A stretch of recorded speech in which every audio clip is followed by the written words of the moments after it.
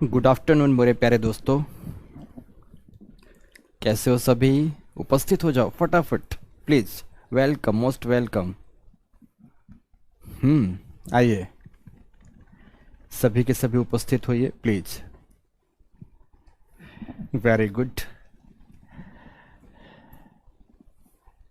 Yes, पहला तो class में उपस्थिति के साथ ही यह जरूर बताना चाहूँगा कि यस्टरडे मीन्स कल हम लोग अपनी कुछ विशिष्ट वजहों से कक्षा को समय पर आरंभ नहीं कर सके थे, और इस वजह से मैं अपने मानसिक रिदम को खोते हुए क्लास को ऑफ कर दिया था। और आज हम लोग एकदम समय पर हैं और डेली समय पर रहेंगे, ऐसा कभी नहीं होगा। कभी कभार ये जो तकनीकीगत साधन हमें धोखा दे देते हैं, उसकी वजह से अगर कक्षाएं डिस्टर्ब होंगी तो अब ऐसी कोई बात नहीं रहेगी। हम क्लास रिकॉर्ड कराएंगे और फिर भी आप तक पहुंचेंगे। ओके, तो चलिए, मेरा अनुमान है कि आप सभी आज कक्षा में उपस्थित हो चुके होंगे, सभी समय पर उपस्थित हों। समय पर उपस्थिति के साथ आपसे पहला प्रश्न कि आपने जो बेसिक स्टडी के रूप में मैंने बताया था कि बेसिक कुछ टेक्स्ट बुक है, उन्हें पढ़ा या नहीं?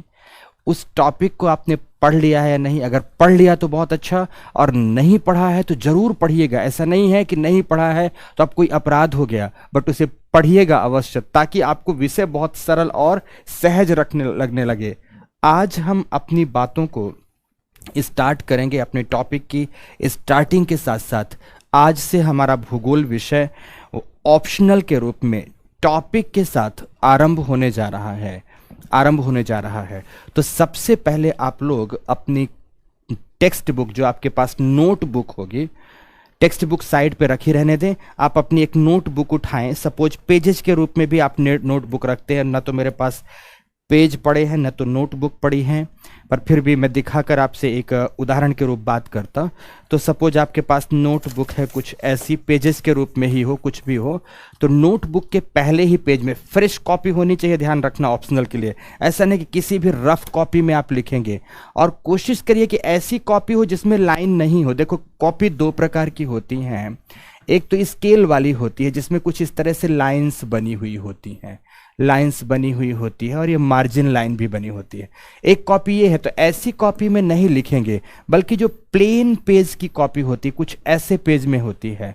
तो इस प्रकार के विदाउट स्केल वाली कॉपी में आप लोग लिखेंगे, क्योंकि आपका जो यूपीएससी का एग्जाम है वो विदाउट स्केल वाली कॉपी में लिखा जाता है। तो जिस तरह के पैटर्न से यूपीएससी पूछता है, उसी पैटर्न में आप लोगों को अभी से प्रैक्टिस में आना है। हो सकता है जिन लोगों ने अभी ऐसी प्रैक्टिस नहीं की, तो थोड़ी सी उनकी लिखावट में इधर उधर ऐसा लगे कि भटकाव नजर आ रहा है, पर कोई बात नहीं है। भटकाव धीरे धीरे सुधरेगा, लेकिन कल की डेट में सुधारने का प्रयास करेंगे तो कभी नहीं सुधरेगा। आज से हमें सुधारना है। ओके, तो सभी लोग हेडिंग डालेंगे कि भूगोल एक परिचय। भूगोल लिखेंगे कुछ ऐसा, फिर एक परिचय। विषय की शुरुआत करते हैं। आज विषय की शुरुआत करते हैं। ठीक है, दे दिया हेडिंग। ध्यान से, बहुत ही सिस्टमेटिक वे पर समझना है। देखो, आज हमें अपने पहले टॉपिक को, जो कि भूआकृति विज्ञान है, आप यहां पर देख रहे हैं, जियोमॉर्फोलॉजी है, इस टॉपिक को स्टार्ट करना है। तो इस टॉपिक को स्टार्ट करने से पूर्व सबसे पहले हमें समझना है कि भूगोल क्या है। सबसे पहले समझना क्या है कि भूगोल क्या है। ठीक है, आफ्टर दैट दूसरे बिंदु के रूप में समझना है भू आकृति विज्ञान, जिस खंड को स्टार्ट करने जा रहे हैं, कि भू आकृति विज्ञान क्या है, यह समझना है। तो तीसरे नंबर पर हमें समझना है कि भू आकृति विज्ञान एवं भूगर्भ शास्त्र, जिसे जियोलॉजी आप कहते हैं, भूगर्भ शास्त्र में अंतर क्या है। और फिर इसके बाद हम आ जाएंगे अपने पाठ्यक्रम के विषय वस्तु में। तो पाठ्यक्रम की विषय वस्तु, कुछ ऐसा पैटर्न फॉलो करेंगे। एकदम क्लैरिटी होनी चाहिए शुरू से लास्ट तक कि हम क्या पढ़ने जा रहे हैं। तो प्रश्न उठता है सर्वप्रथम कि व्हाट इज ज्योग्राफी। अभी थोड़ी देर तक कुछ नहीं लिखेंगे, केवल मुझे सुनेंगे। भूगोल क्या है? हालांकि जीएस में तो आप सब लोगों ने मुझसे अवश्य सुना होगा, बट ऑप्शनल के रूप में भी आप मुझसे सुने, यहां पर जाने, ऑप्शनल के रूप में भी सुने। देखो ध्यान से, भूगोल अगर शाब्दिक व्याख्या के रूप में देखा जाए, शाब्दिक व्याख्या के रूप में, तो आप सभी के सभी जानते हैं इंग्लिश में इसे हम ज्योग्राफी के नाम से जानते हैं। और ज्योग्राफी दो शब्दों के मेल से बना है, दो लैटिन वर्ड्स के मेल से बना है। एक तरफ शब्द है जियो, तो दूसरे तरफ शब्द है ग्राफी, ग्राफी। जहां जियो का मतलब होता है पृथ्वी, means the earth, the earth, और ग्राफी का मतलब होता है वर्णन करना, पृथ्वी का वर्णन करना। वर्णन करना मतलब स्टडी, वर्णन करना मतलब एनालिसिस करना, है ना। तो यहां पर ग्राफी का मतलब है स्टडी। ग्राफी का मतलब क्या होता है मित्रों? Study, means the study of geography. क्या हो जाता है? The study of the earth क्या कहला जाएगा? ज्योग्राफी कहलाएगा। कि पृथ्वी का अध्ययन ही, अध्ययन या अध्ययन का विषय ही भूगोल कहलाता है।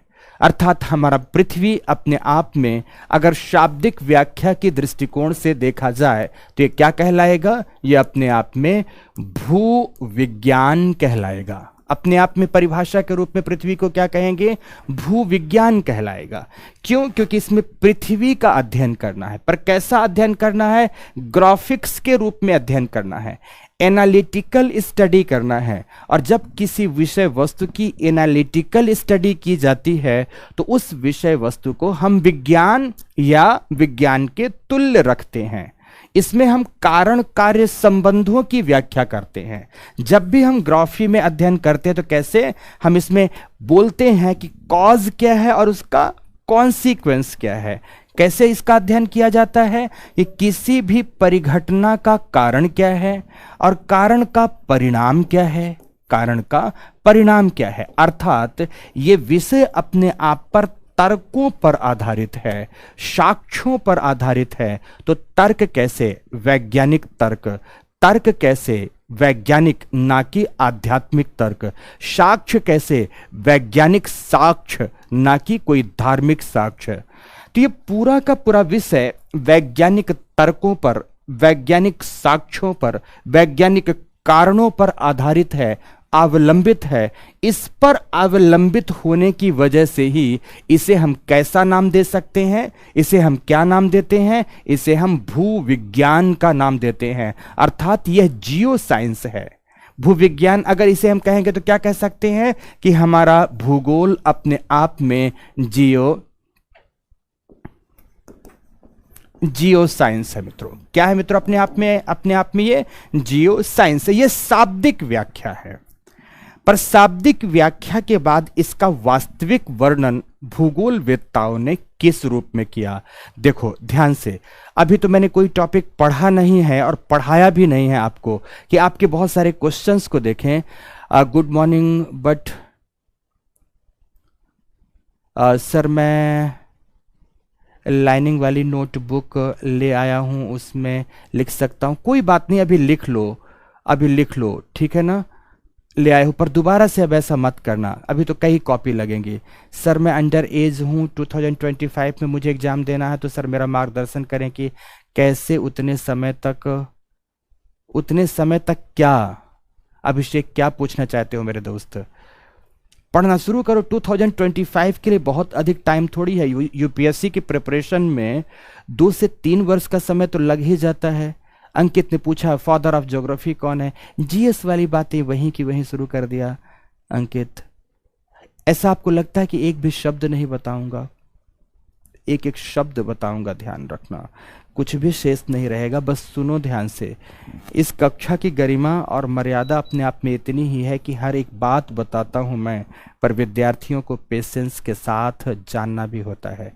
हर बात बताता हूं और लास्ट तक रुकना है, क्योंकि लास्ट तक रुकते हुए आप लोगों को डेली मैं सारे के सारे न्यूज़पेपर्स में जहां आपको ज्योग्राफी से रिलेटेड खबर होगी वो न्यूज़पेपर्स भी लेकर आऊँगा। जैसे आज हिंदू पेपर लेकर आया, दैनिक जागरण का राष्ट्रीय संस्करण पेपर लेकर आया, किसी दिन इंडियन एक्सप्रेस लेकर आऊँगा। जो भी अखबार जहाँ जो महत्वपूर्ण खबरें होंगी उन सारी खबरों को बताऊँगा कि ये खबर आपके किस टॉपिक से रिलेटेड है, आपको किस तरह से अपने टॉपिक से जोड़कर पढ़ना है। और अब समय आ गया है कि खबरों को टॉपिक के साथ जोड़ने की स्थिति को जानना शुरू कर दो। बाकी जोड़ोगे तो तब जब टॉपिक पढ़ा जाएगा, बट शुरू कर दो। इसीलिए अब डेली मैं इस काम को भी क्लास के लास्ट क्लास के लिए आपके लिए प्रैक्टिस में रखूंगा हर बात। पर खैर आते हैं यहाँ पर। अब विशाल ने अपने से जवाब दिया कि भूगोल के जनक रेटजल महोदय, ये सब मत करो दोस्तों, गलत दिशा में चले जाओगे और गलत जानकारी में चले जाओगे। अब कई बच्चों ने पढ़ा होगा इरेटोस्थनीज हैं, कुछ ने पढ़ा होगा कुछ और, किसी ने हिपार्कस पढ़ा होगा, कुछ ने हिकैटियस पढ़ा होगा। तमाम प्रकार की बातें आप पढ़े होंगे और मुश्किलों में फंसेंगे। अगर मुश्किलों में फंसेंगे तो फिर उसके जिम्मेदार मैं नहीं होऊंगा। इसीलिए जब मैं बोल रहा हूं तो ध्यान से पहले सुनते जाएंगे। अगर कोई बात शेष रह जाए तो फिर पूछिएगा, कुछ भी शेष नहीं रहेगा। बंद करता हूं कमेंट्स देखना, अब लास्ट में कमेंट्स आएगा, कोई कमेंट्स अब बीच में नहीं लूंगा। तो मैंने कहा कि पृथ्वी एक भूगोल एक भूविज्ञान है, लेकिन यहीं से मित्रों प्रश्न शुरू होता है कि पृथ्वी अगर भूविज्ञान है तो क्या केवल भूमंडल का अध्ययन किया जाना चाहिए? इसमें क्या केवल भूमंडल का अध्ययन किया जाना चाहिए? तो यहां पर भूमंडल से आशय क्या है?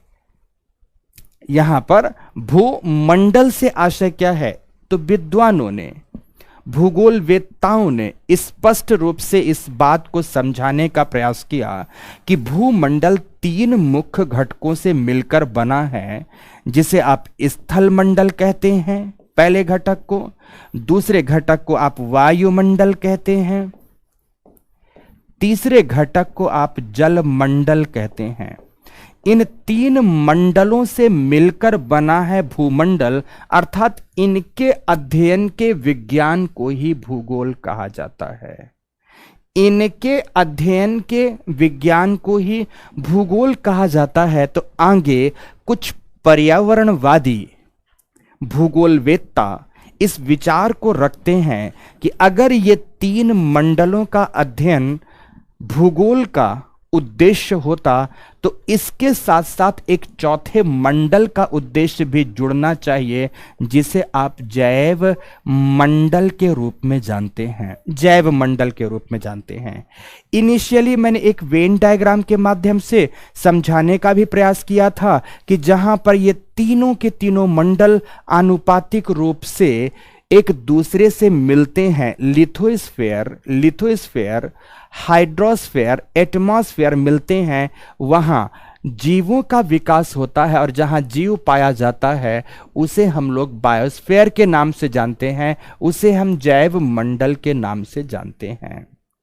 और विषय वस्तु, भूगोल का वह विषय वस्तु जिसमें इन 4 मंडलों का अध्ययन किया जाता है, उसे हम किस नाम से जानते हैं? उसे हम भौतिक भूगोल के नाम से जानते हैं, फिजिकल ज्योग्राफी के नाम से जानते हैं। तो आरंभ में दुनिया के स्तर पर जब भूगोल का विषय के रूप में विकास हुआ, कहानी को केवल कान में सुनते जाओ, मैं उसे सिस्टमेटिक करा दूंगा, ये मेरी जिम्मेदारी है। सुनो ध्यान से फिर से। शाब्दिक व्याख्या हमने किया तो ये जियो प्लस ग्राफी शब्द था। जियो प्लस ग्राफी का मतलब था पृथ्वी के अध्ययन से संबंधित विषय। तो पृथ्वी का कैसा अध्ययन? एनालिटिकल अध्ययन, जिसमें कारण कार्य संबंधों की विवेचना की जाती है, जिसमें वैज्ञानिक साक्ष्यों एवं तर्कों की बात की जाती है। चूंकि इसमें कारण कार्य संबंध हैं, वैज्ञानिक साक्ष्य एवं तर्क की बात आती है, इसका मतलब है कि ज्योग्राफी अपने आप में क्या हो गया? भूविज्ञान हो गया, जियो साइंस हो गया। क्या हो गया मित्रों? भूविज्ञान हो गया, जियो साइंस हो गया। और इसी जियो साइंस के अंतर्गत मैंने बताया कि अध्ययन हम बेसिकली करते किस बात का है? तो भूमंडल का अध्ययन करते हैं। किसका अध्ययन करते हैं? भूमंडल का अध्ययन, जिसे जियोस्फीयर आप कह सकते हो। तो जियोस्फीयर का अध्ययन करते हैं। तो फिर प्रश्न उठता है कि आखिर जियोस्फीयर में किन किन विषय वस्तुओं का अध्ययन किया जाएगा? तो जियोस्फीयर के अंतर्गत स्थल मंडल, वायुमंडल, जल मंडल एवं जैव मंडल का अध्ययन करते हैं, जिन्हें प्रकृति ने उत्पन्न किया है, जो प्रकृति का उत्पाद्य है, जो प्रकृति की क्रियाओं का परिणामी है। इसीलिए इस पूरे के पूरे खंड को भौतिक भूगोल के नाम से जाना जाता है। तो मित्रों, थोड़े समय बाद यह देखने को मिला कि भूगोल का मतलब ही हो गया भौतिक भूगोल। भूगोल का मतलब क्या हो गया? भौतिक भूगोल हो गया।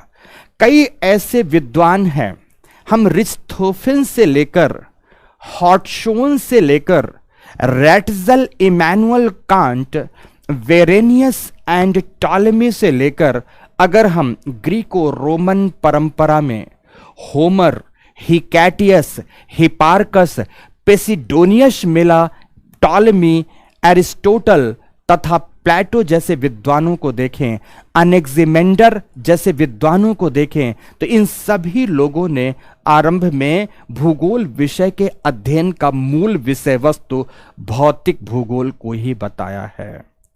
भौतिक भूगोल को बताया कि यह अध्ययन भूगोल में भौतिक भूगोल के पक्षों का ही किया जाना चाहिए। आपको यह भी बता दूं मित्रों कि जब विषयों का विभाजन किया जाना था, पुनर्जागरण काल या नव जागरण काल के उपरांत, तो विषयों का विभाजन किया जाना था, तो पहले उससे पूर्व की बात को समझें।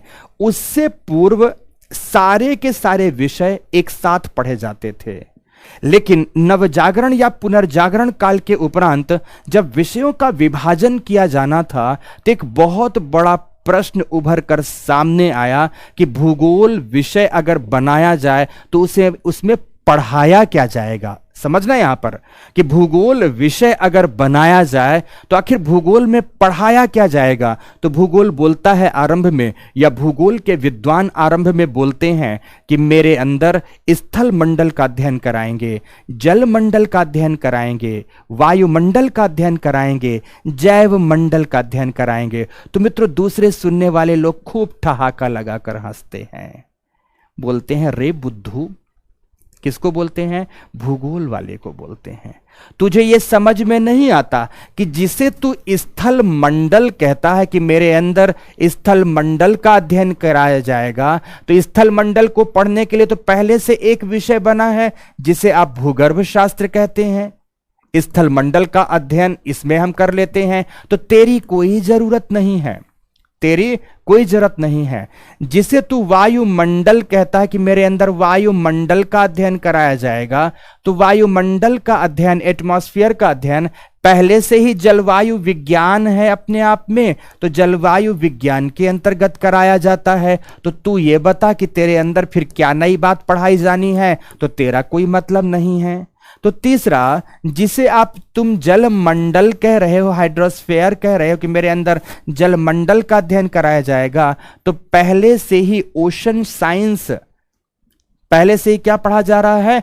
ओशन साइंस पढ़ा जा रहा है, समुद्र विज्ञान पढ़ा जा रहा है। ये अपने आप में अलग से एक विषय है, अलग से एक शोध का विषय है। तो तू अलग से क्या पढ़ाएगा? भूगोल। तो इसका मतलब तू ये तीनों कुछ नहीं पढ़ा रहा, इन तीनों को ही मिला करके एक नया विषय बना रहा है। तो ऐसे किसी विषय की जरूरत नहीं है। और जिसे तू जैव भूगोल का नाम देता है, जैव भूगोल का नाम देता है, वह तो पहले से ही ही, मतलब ज्ञान के विकास के आरंभ से ही पर्यावरण विज्ञान के रूप में पढ़ा जा रहा है। तो जब पर्यावरण विज्ञान पहले से ही है जिसमें इस खंड को पढ़ाते हैं, तो इसकी भी तेरी कोई जरूरत नहीं है।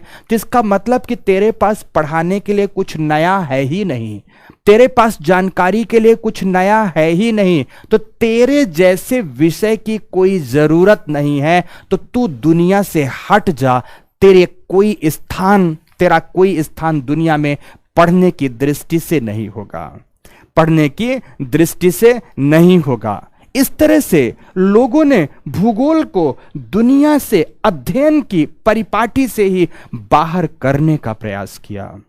एक समय आया, क्यों? क्योंकि भूगोल अपनी परिभाषा में कहता था कि मेरा उद्देश्य भौतिक भूगोल का अध्ययन करना है। केवल इस विषय के वजह से ही इसे इतनी बड़ी कठिनाई का सामना करना पड़ा कि इसे अध्ययन के विषय के रूप में लोगों ने स्वीकार ही नहीं किया। आपको बता दूं, पेंसिल्वानिया विश्वविद्यालय, हार्वर्ड विश्वविद्यालय, लुंड विश्वविद्यालय, कैम्ब्रिज और ऑक्सफोर्ड जैसे विश्वविद्यालयों ने भूगोल को विषय की सूची से ही एक समय विशेष पर बाहर कर दिया। अब मित्रों, पाश्चात्य जगत में ही इस विषय का विकास हुआ और इसे विषय की सूची से बाहर कर दिया, तो इसे बहुत बुरा लगा। भूगोल रोया, भूगोल बिलख बिलख कर रोया। तो भूगोल वेत्ताओं ने यहां से एक नई परिपाटी विकसित की और कहा कि स्थल मंडल का अध्ययन भूगर्भ शास्त्र में करते होगे, ये बात सत्य है।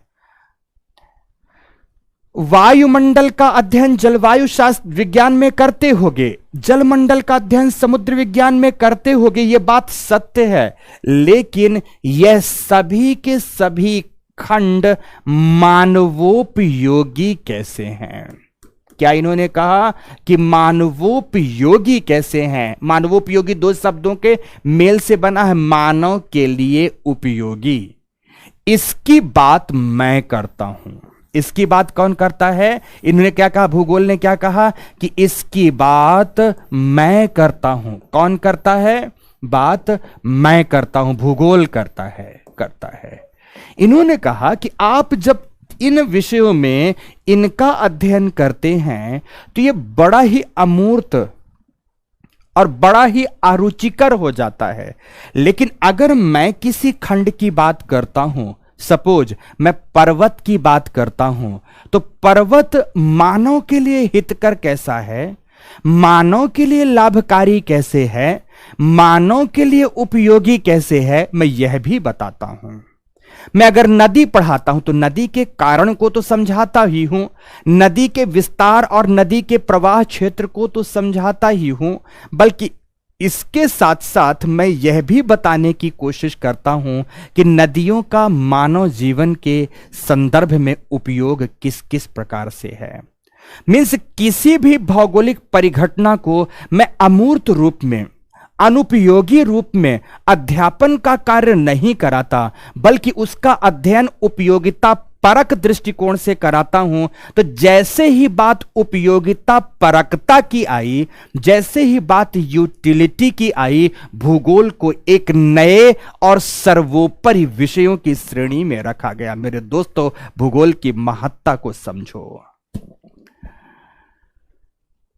भूगोल को कैसे रखा गया? एक नए विषय और सर्वोपरि विषय के रूप में रखा गया, जिसमें आज दुनिया में सर्वाधिक अनुसंधान हो रहे हैं। आज आपको बता दूं कि दुनिया में सर्वाधिक अनुसंधान, रिसर्च का जो विषय है वह कौन सा है? भूगोल है। इतना महत्वपूर्ण विषय है। तो अब आगे की बात करते हैं कि यह विषय कैसा है। यह विषय है जो चीजों को मानवोपयोगी बताता है। किसी भी खंड का अध्ययन करना है, यह कहता है कि मेरा उद्देश्य वायुमंडल का अध्ययन मेरा उद्देश्य स्थल मंडल का अध्ययन या जल मंडल का अध्ययन करना वहीं तक है जहां मानव की उपयोगिता या कि साबित हो रही है या कि साबित होने की संभावना है। अगर किसी भौगोलिक प्रदेश का महत्व मानव जीवन के संदर्भ में नहीं है, अगर वहां ना तो कोई मानव जाति निवास करती है एवं ना ही उस स्थान विशेष का महत्व मानव जाति के लिए है, तो वो मेरे अध्ययन का विषय वस्तु भी नहीं है। मैं उसे नहीं पढ़ना चाहता। उदाहरण से समझाना चाहूंगा मित्रों, अगर दुनिया के सारे पर्वत, पठार, मैदान, घाटी, द्वीप भूगोल विषय में अध्ययन का विषय वस्तु होते तो उन सारे का अध्ययन आपको करना पड़ता, बट नहीं, उन सबको आपको पढ़ना पड़ता। लेकिन नहीं, भूगोल यहां आपको सीमित करता है। और सीमित कैसे करता? आपके लाभ की दृष्टि से सीमित करता है कि यहां आपको समझना है कि उन्हीं पर्वतों का अध्ययन करना है, उन्हीं पठारों का अध्ययन करना है, उन्हीं मैदानों का अध्ययन करना है, उन्हीं द्वीपों का अध्ययन करना है जिनकी उपयोगिता मानव जीवन में है। समझ पा रहे हो मेरी बात कि नहीं?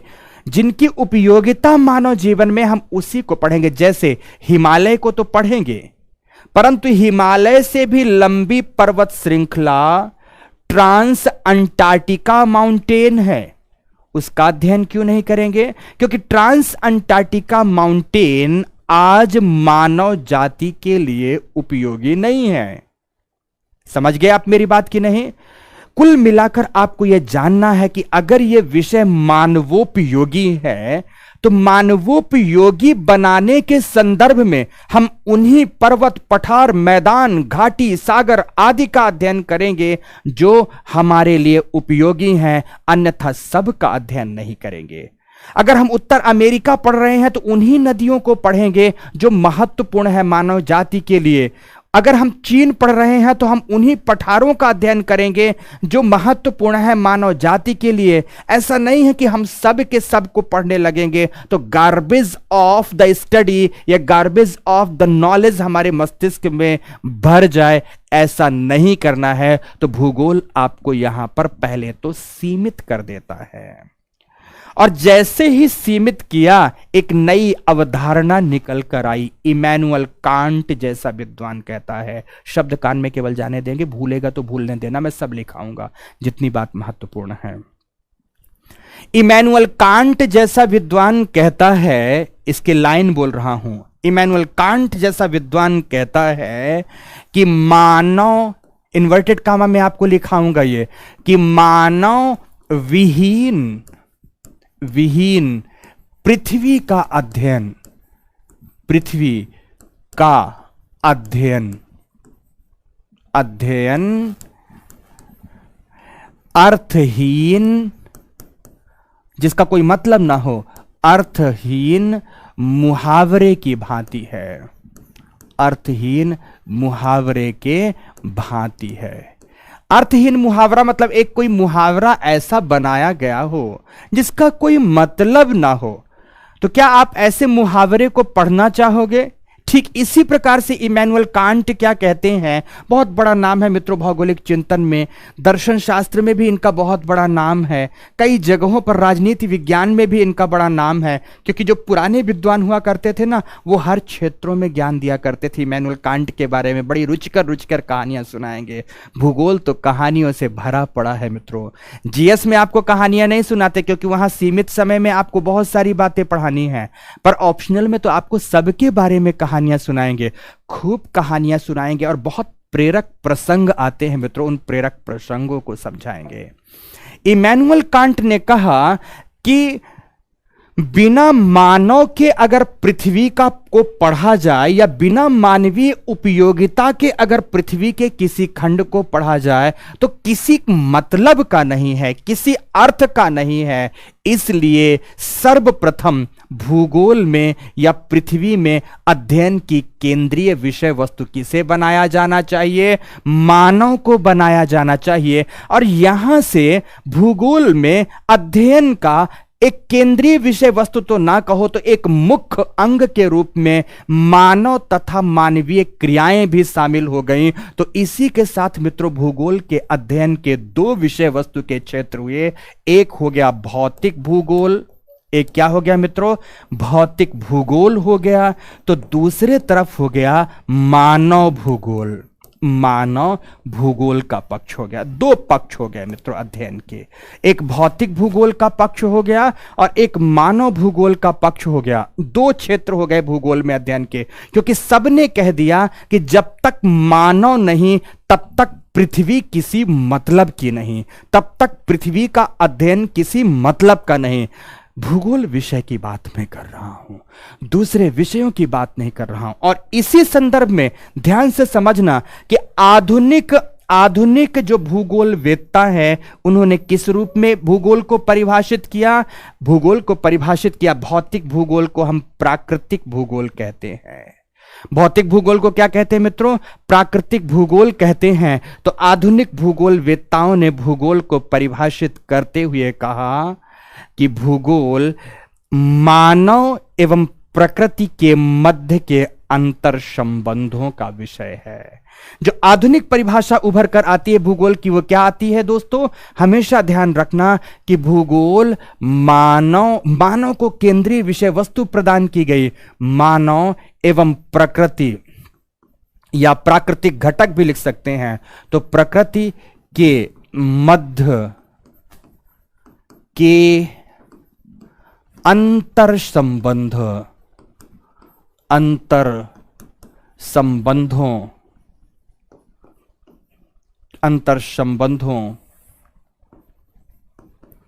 के अध्ययन का विषय है। अध्ययन का विषय जिसमें से मानव एवं प्रकृति कैसे एक दूसरे से जुड़े हैं। जहां बात अंतर संबंध की जाती है तो उसका अर्थ क्या होता है कि प्राकृतिक घटक मानव को कैसे प्रभावित करते हैं, तो मानवीय क्रियाएं प्रकृति को कैसे प्रभावित करती हैं। यह बात अंतर संबंध में निहित होती है।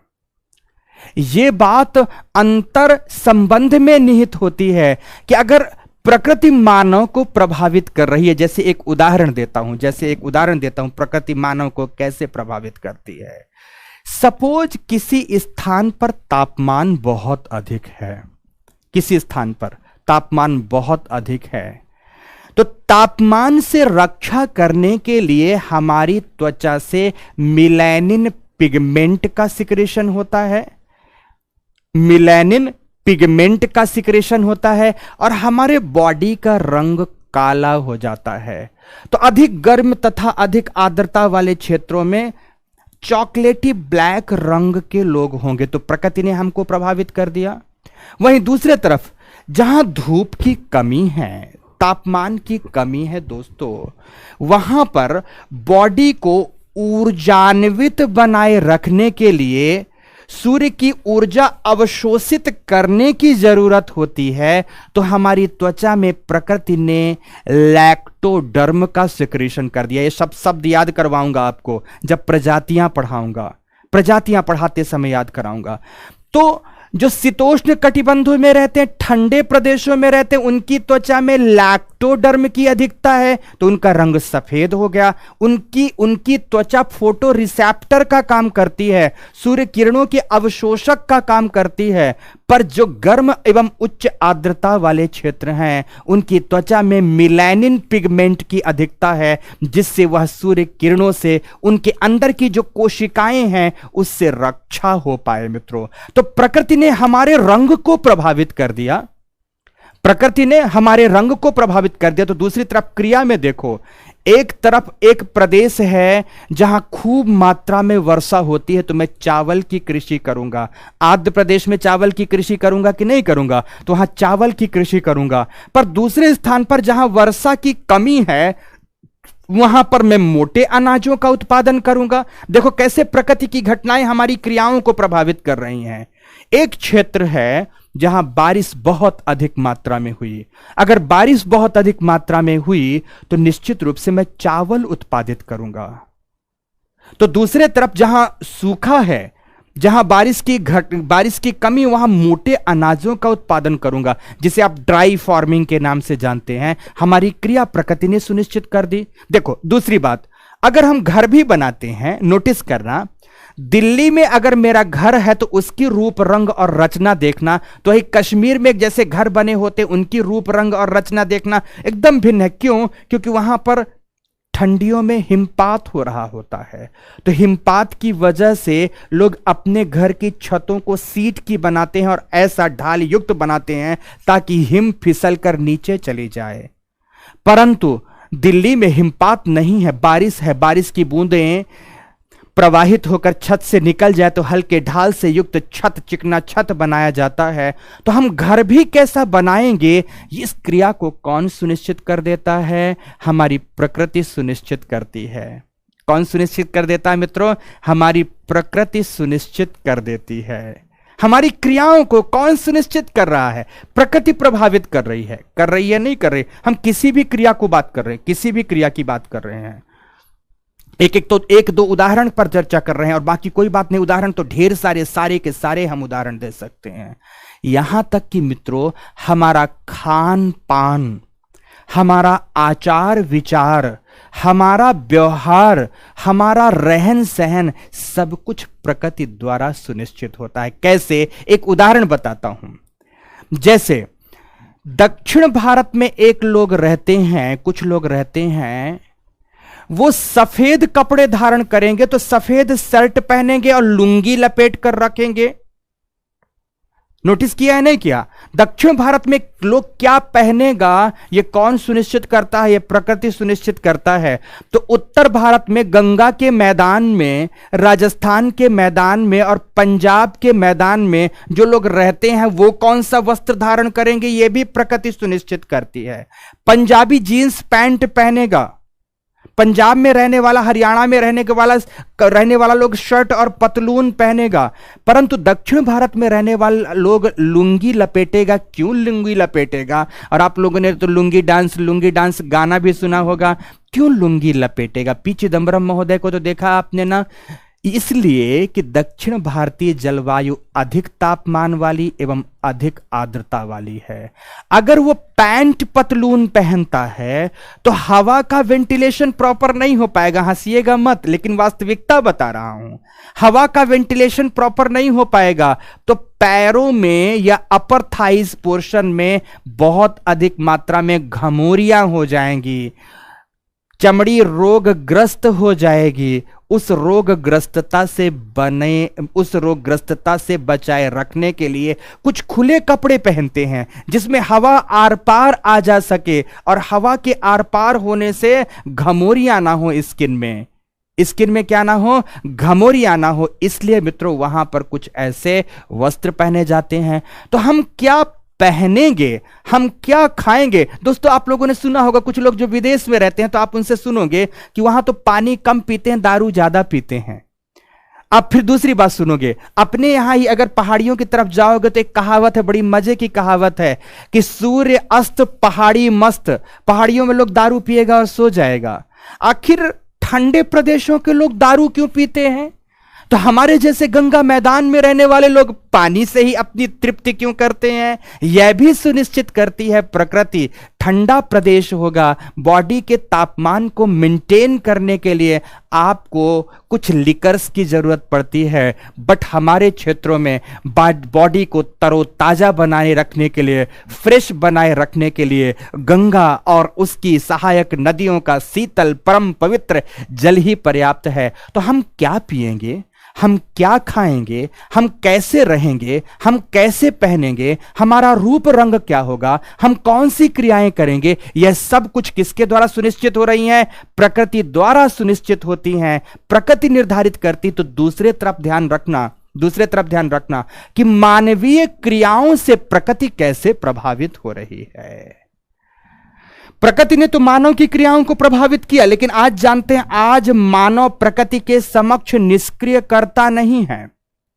एक समय था जब इमैनुअल कांट तो छोड़िए, रेटजल की परम अनुयायी शिष्या कुमारी एलन शेम्पल ने यह कहा था कि मानव मात्र मातृस्वरूपा, प्रकृति को मातृस्वरूपा कहा, मातृस्वरूपा विराट सत्ता के कोख में या गोद में सोए हुए शिशु की भांति है।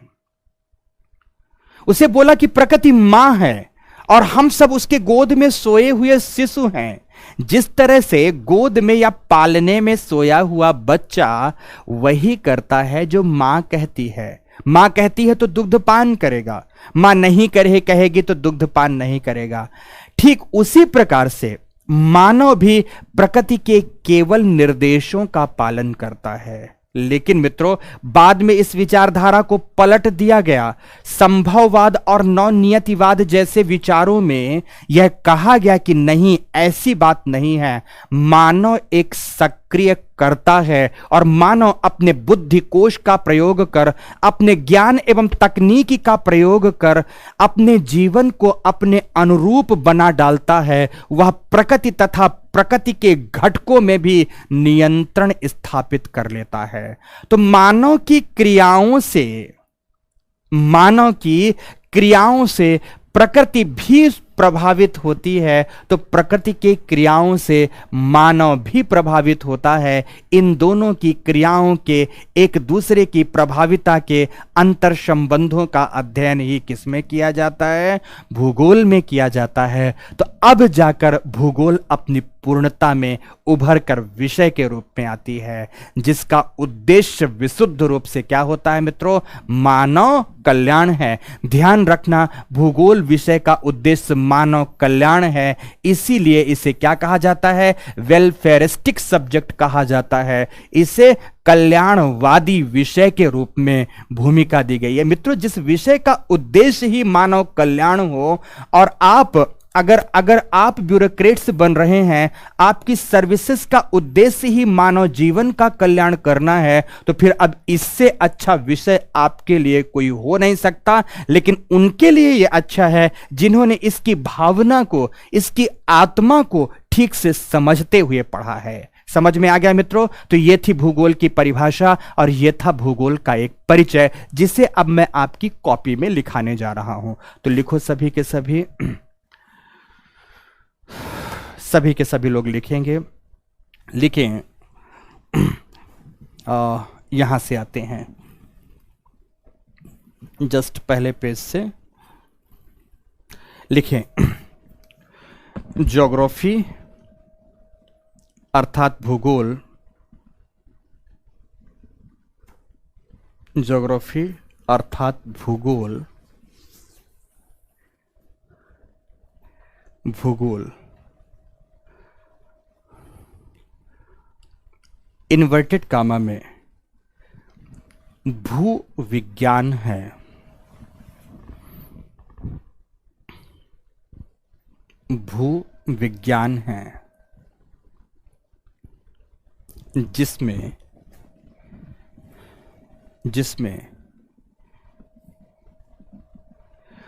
पृथ्वी में व्याप्त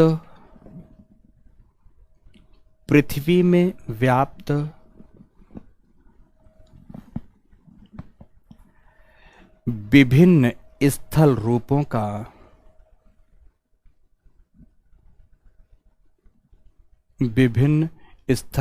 का अध्ययन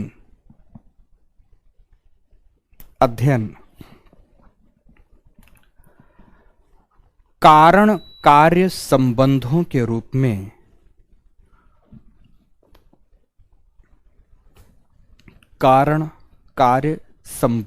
रूप में कॉमा वैज्ञानिक तर्क एवं साक्ष्यों के रूप में, वैज्ञानिक तर्क एवं साक्ष्यों के रूप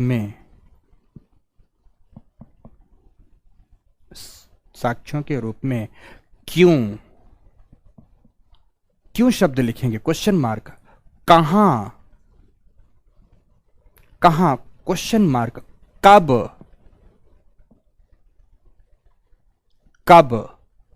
क्वेश्चन मार्क। आदि का विश्लेषण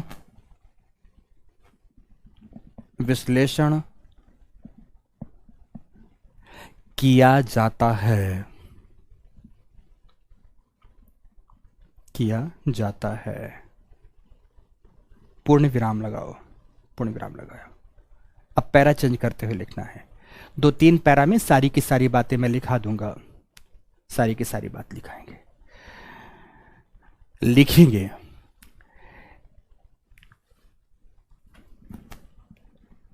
वर्तमान भूगोलवेत्ताओं ने, वर्तमान भूगोलवेत्ताओं ने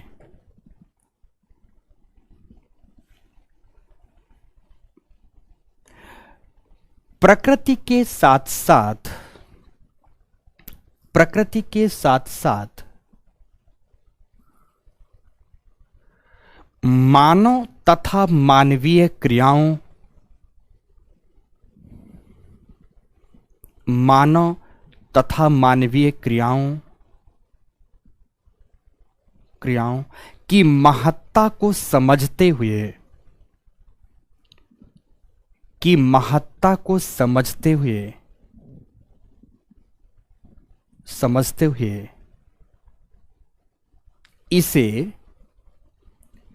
इसे मानवोपयोगी,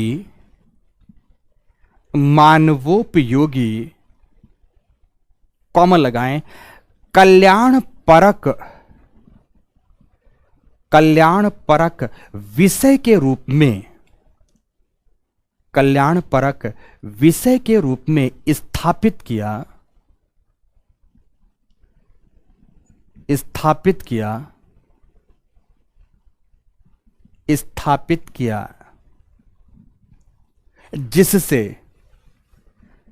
जिससे इसकी एक नई परिभाषा उभर कर सामने आई, जिससे इसकी एक नई परिभाषा उभर कर सामने आई। पूर्ण विराम लगाएं, पूर्ण विराम लगाएं और फिर इन्वर्टेड कॉमा शुरू करके लिखें कि भूगोल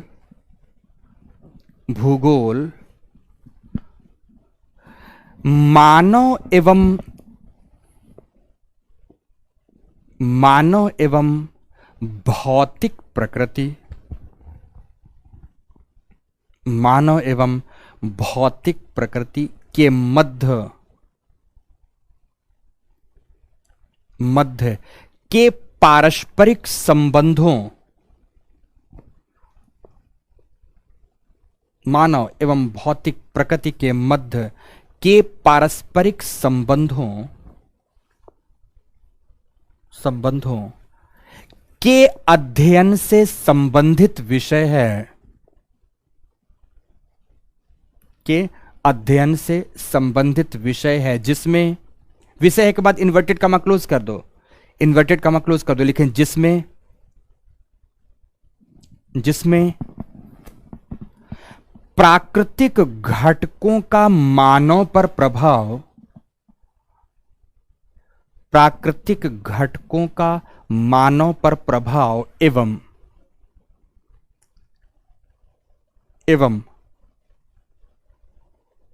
मानवीय क्रियाओं का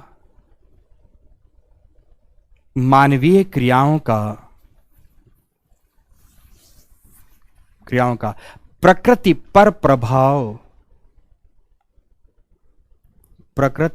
प्रभाव का अध्ययन किया जाता है, का अध्ययन किया जाता है। पूर्ण विराम लगाओ और पूर्ण विराम लगाने के बाद पैरा चेंज करो और लिखो परिभाषा से स्पष्ट है कि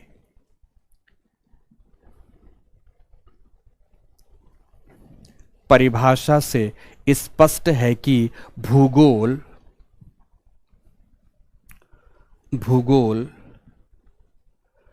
बहुविषयी प्रकृति का, मल्टी डिसिप्लिनरी नेचर है ना, बहुविषयी प्रकृति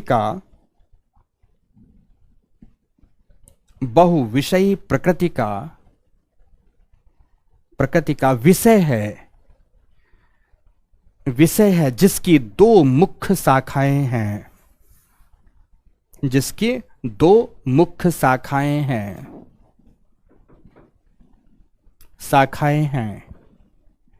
नंबर 1 भौतिक भूगोल,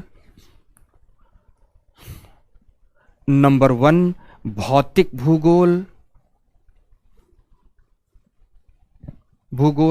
तो नंबर 2 मानव भूगोल, मानव भूगोल, जिन्हें विश्व एवं भारत के संदर्भ में,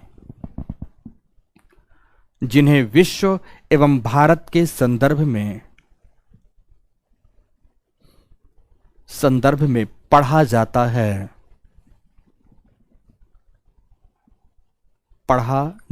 है।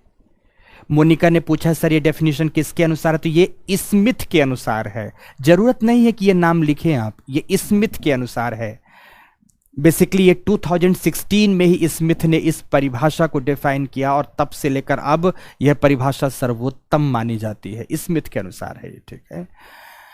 और रोहित ने पूछा सर क्या ये क्लास सबके लिए है, तो बिल्कुल रोहित, आज की ये कक्षा सभी विद्यार्थियों के लिए है, सभी विद्यार्थियों के लिए। तो आपने दो बातें देखी कि भौतिक भूगोल का अध्ययन करना है और मानव भूगोल का। तो भौतिक भूगोल के अंतर्गत 4 खंड पढ़ते हैं, भूआकृति विज्ञान, जलवायु विज्ञान, समुद्र विज्ञान तथा जैव भूगोल। तो मानव भूगोल के अंतर्गत भी मानव की तमाम महत्वपूर्ण क्रियाओं का, जैसे मानव की आर्थिक क्रिया, मानव की सामाजिक सांस्कृतिक क्रिया, मानव की भू राजनैतिक क्रियाओं का अध्ययन किया जाता है। क्लियर हो गया मेरी बात? तो यहां पर आपको देखना है कि आपने अभी केवल परिभाषा बताई और परिभाषा के आधार पर इस विषय का क्षेत्र बताया कि मुख्यतः 2 क्षेत्र हैं, एक भौतिक भूगोल है, दूसरा मानव भूगोल है। और इन दोनों का संदर्भ विश्व संबंध, इन दोनों का अध्ययन विश्व के संदर्भ में करना है और भारत के संदर्भ में करना है। तो जो पहला प्रश्न पत्र है आपका वह विश्व के भूगोल के संबंध में है, तो जो दूसरा प्रश्न पत्र है वह भारत के भूगोल के संबंध में है। पहली कक्षा से ही हमने आपको पूरे के पूरे सिलेबस की एक रूपरेखा आपको दिखाई थी, जरूर जितेंद्र, जो भी होगी बातें सब इंग्लिश में लिखाया करेंगे। जो भी आगे टॉपिक से रिलेटेड बातें होंगी उन सब में इंग्लिश शब्द तो जरूर लिखाया करेंगे, ठीक है ना। चलो अब आगे बात करते हैं। अब प्रश्न उठता है, अभी भूआकृति विज्ञान में नहीं आए, तुरंत अभी आने जा रहे हैं। अब उठता है प्रश्न कि इस कल्याणवादी विषय को पढ़ने के तरीके कौन कौन से हैं, किस तरीके से इसे पढ़ा जाना चाहिए या किस तरीके से तौर तरीके से इसे पढ़ा जाता है। अध्ययन के तरीकों को कहते हैं पैराडाइम या अप्रोच। अध्ययन के तरीकों को क्या कहते हैं इंग्लिश में? पैराडाइम या अप्रोच कहा जाता है, जिसे हिंदी में हम लोग अगर बहुत शुद्ध हिंदी बोलते हैं तो प्रतिमान कहते हैं। तो सभी के सभी लोग हेडिंग देंगे भूगोल के अध्ययन के प्रतिमान, भूगोल के अध्ययन के प्रतिमान।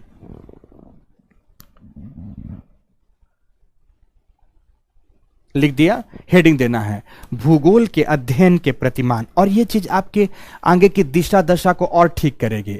अध्ययन के प्रतिमान, यहां मैं हेडिंग दे देता हूं, अध्ययन के प्रतिमान। प्रतिमान को इंग्लिश में पैराडाइम या अप्रोच लिख सकते हैं, प्रतिमान या तरीके।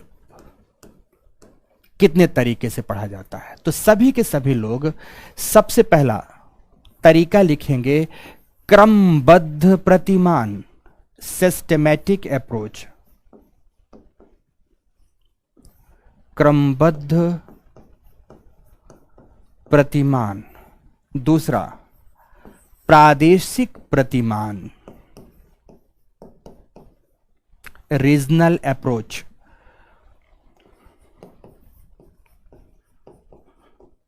तीसरा पारिस्थितिक प्रतिमान।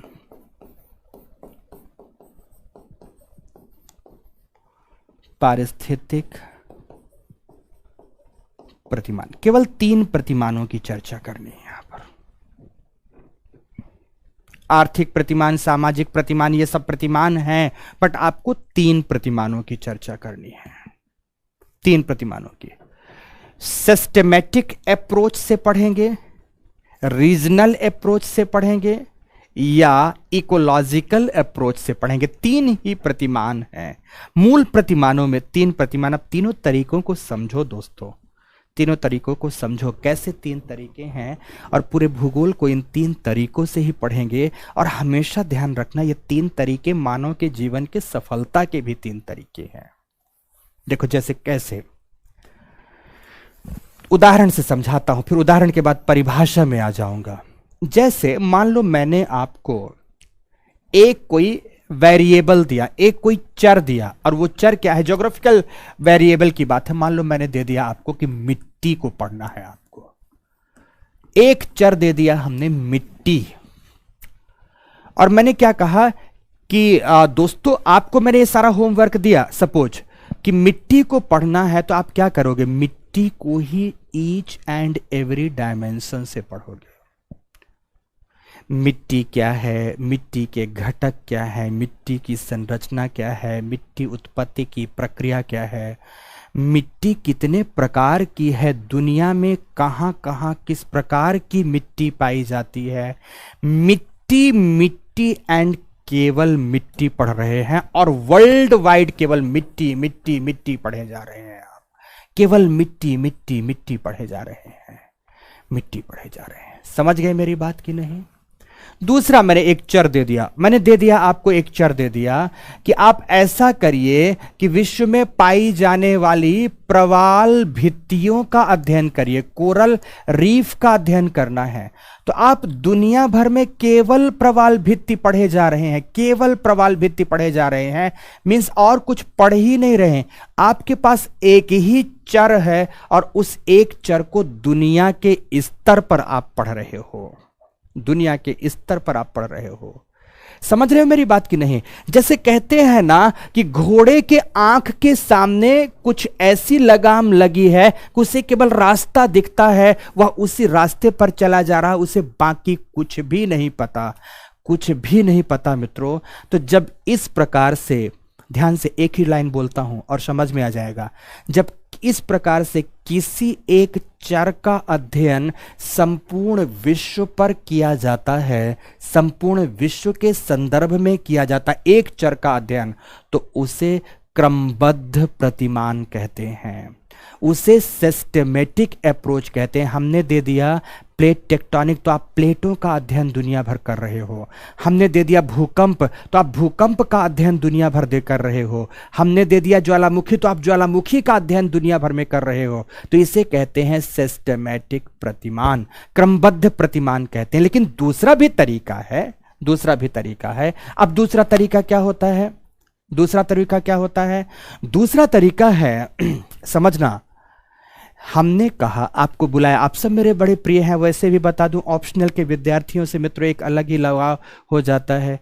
आप सबको ये समझो कि हम गोद ले चुके होते हैं मित्रों, आपको हम गोद ले चुके होते हैं और आपसे बेहद प्रेम होता है। सच में बता दें, थोड़े दिन बाद आपको भी फील होने लगेगा कि ऑप्शनल के शिक्षक को विद्यार्थियों से और विद्यार्थियों को ऑप्शनल के शिक्षक से एक अलग लेवल का लगाव होता है। क्योंकि सच बताऊं मित्रों तो आपके जीवन निर्माण में मेरी बहुत बड़ी भूमिका होने जा रही है और होगी भी, और उसी ईमानदारी और शिद्दत का परिचय आपको अपने आप के लिए भी देना है।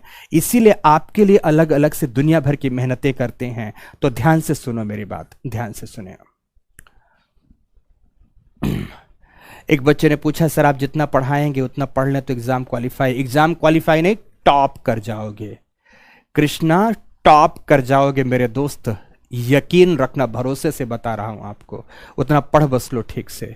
तो जब आपने किसी एक वेरिएबल का अध्ययन दुनिया के स्तर पर किया तो इस प्रकार के अध्ययन के तरीके को क्रमबद्ध प्रतिमान कहा जाता है। तो दूसरा तरीका, दूसरे तरीके की ओर आते हैं। हमने क्या कहा, आपको बुलाया और आपको कहा कि ऐसा करो कि जाओ दिल्ली घूम कर आओ। समझना, मैंने क्या कहा आपको, मैंने कोई एक चर नहीं दिया बल्कि एक स्थान दिया आपको कि आप अमुक स्थान घूम कर आओ। मैंने क्या कहा, हिमालय घूम कर आओ। मैंने क्या कहा कि मालाबार तट घूम कर आओ।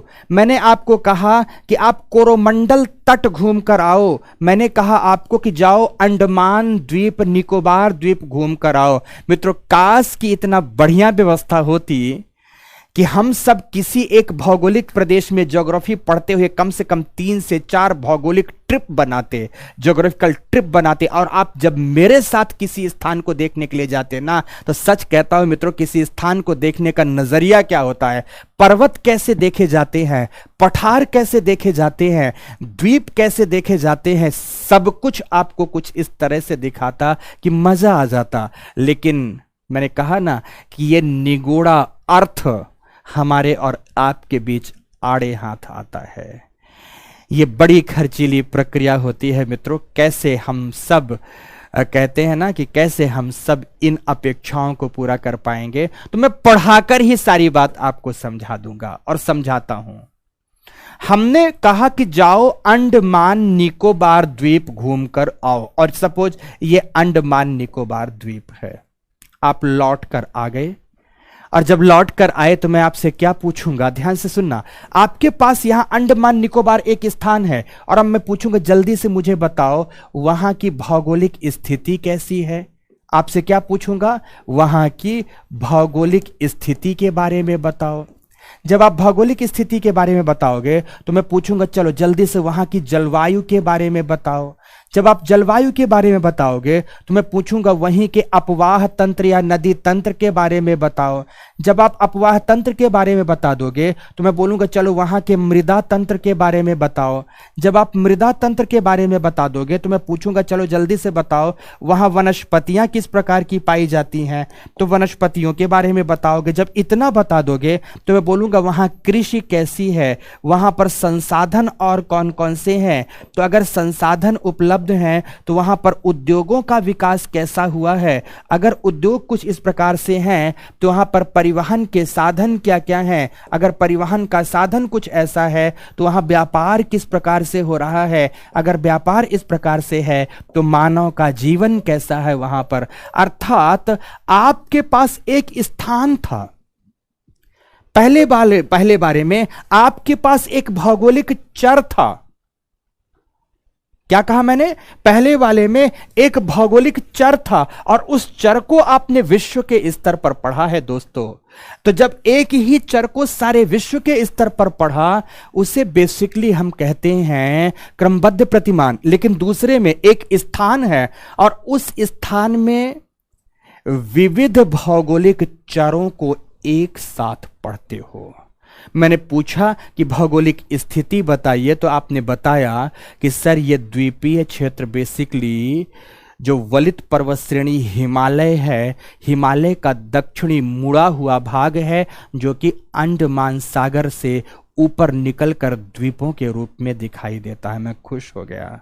आपसे पूछा जलवायु कैसी है तो आप बोलेंगे सर यहाँ उष्णार्ध जलवायु पाई जाती है। मुझे मजा आ गया।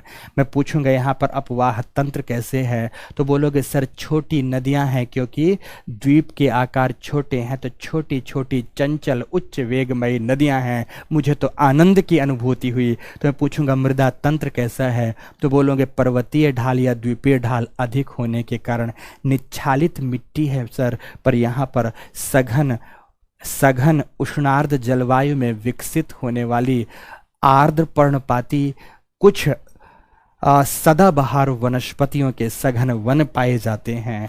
कृषि के बारे में यहाँ पर फलोद्यान कृषि की जाती है, केले और नारियल की कृषि की जाती है। संसाधनों का सैद्धांतिक आध्यात्मिक संसाधनों का अभाव है, इसलिए ऐसे विविध उद्योग यहाँ पर नहीं हैं। परंतु मत्स्य संसाधन की प्रचुरता है जिसके पैकेजिंग से संबंधित यहाँ पर औद्योगिक क्रियाएं विकसित हुई हैं। तो व्यापार मुख्य रूप से नारियल का, फलों का, मछलियों का व्यापार यहाँ पर नौकाओं के माध्यम से किया जाता है। तो मानव जीवन बड़ा ही सरल है, सुखद है और पर्यटन पर आधारित है। जब इस तरह से आपने सारी बातें बताई तो मुझे मजा आ गया और इस प्रकार के अध्ययन को ही प्रादेशिक प्रतिमान कहा जाता है। इस प्रकार के अध्ययन को ही प्रादेशिक प्रतिमान कहा जाता है। अर्थात यहां पर मोनो वेरिएबल की बात करते हैं, बट कैसा वेरिएबल? Geographical variable. बट यहां पर मल्टी ज्योग्राफिकल वेरिएबल्स की बात की जाती है।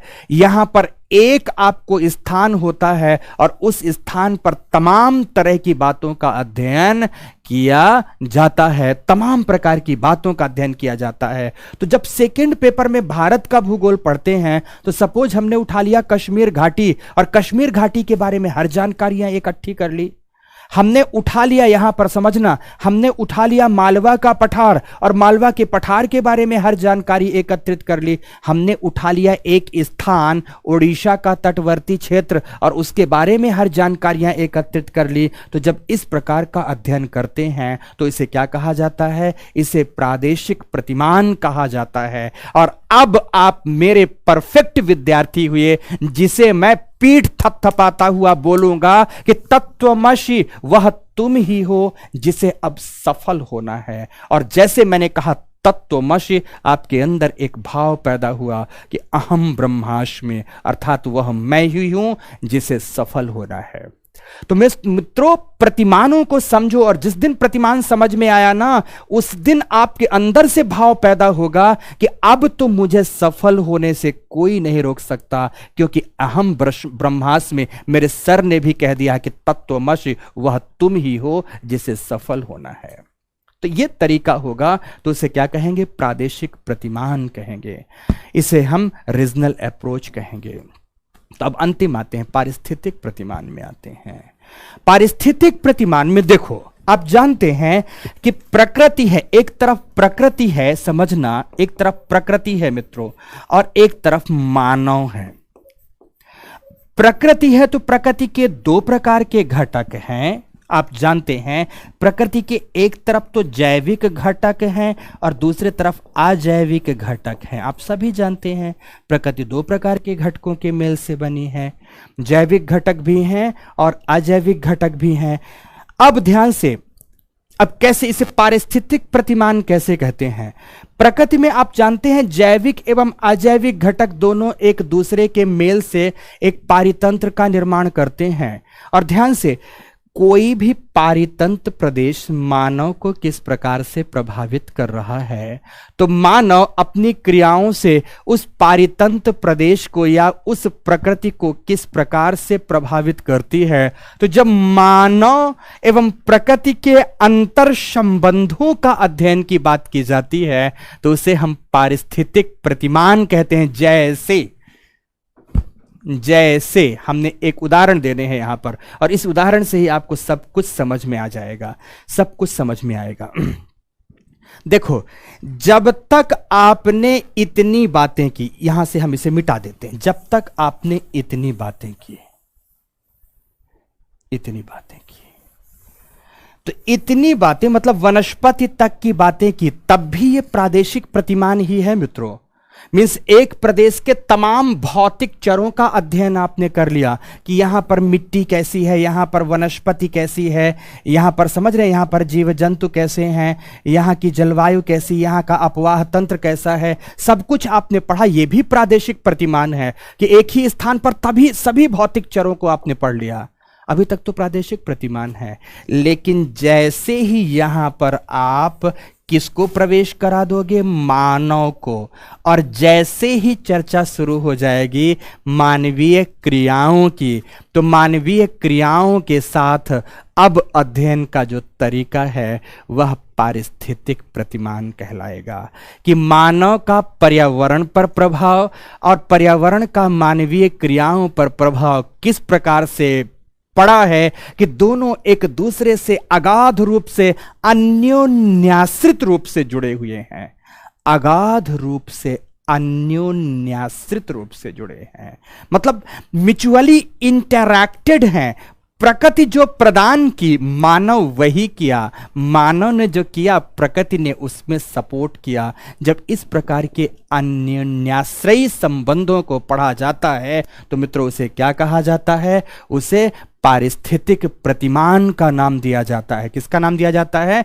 पारिस्थितिक प्रतिमान का नाम दिया जाता है। तो भूगोल का, संपूर्ण भूगोल का अध्ययन मित्रों इन्हीं 3 प्रतिमानों या इन्हीं 3 तरीकों से किया जाता है। तो लिखो सभी के सभी। नंबर वन क्रमबद्ध प्रतिमान। क्रमबद्ध प्रतिमान, सिस्टेमेटिक अप्रोच। अगाध का मतलब डीप, कुरैशी, अगाध का मतलब डीप होता है। मुझसे आपको और आपको मुझसे, नहीं, मुझसे आपको और मुझे आपसे अगाध प्रेम है, मतलब डीप लव, डीप की बात आती है। ठीक है ना?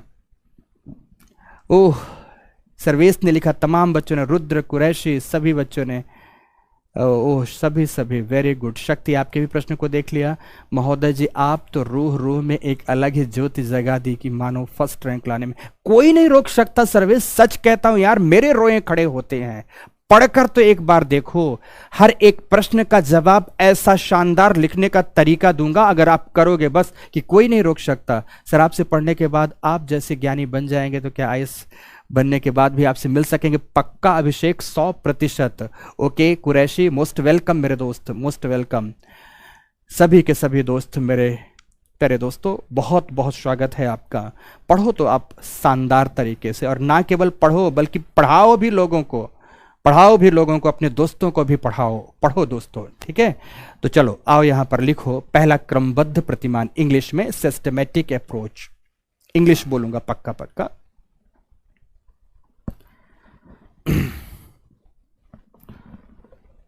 सिस्टमैटिक प्रतिमान लिखोगे, इसमें लिखो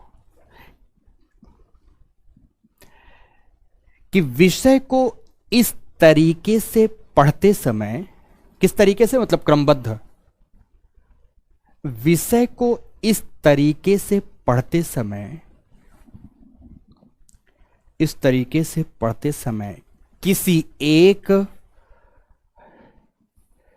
किसी एक भौगोलिक चर की विवेचना, एक भौगोलिक चर, मोनो ज्योग्राफिकल वेरिएबल, किसी एक भौगोलिक चर का अध्ययन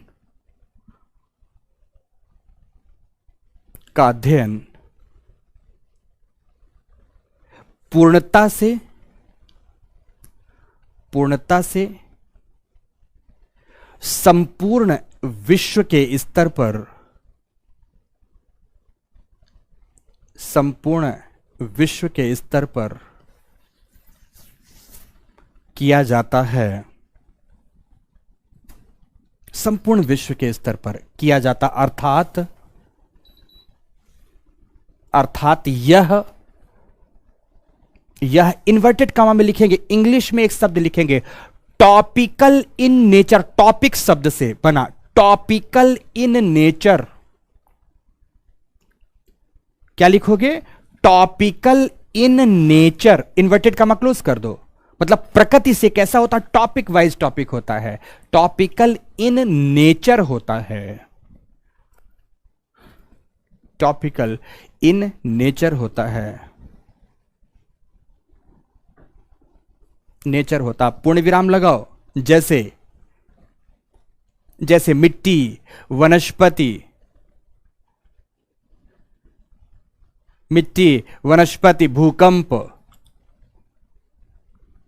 भूकंप आदि जैसे विषय बिंदुओं का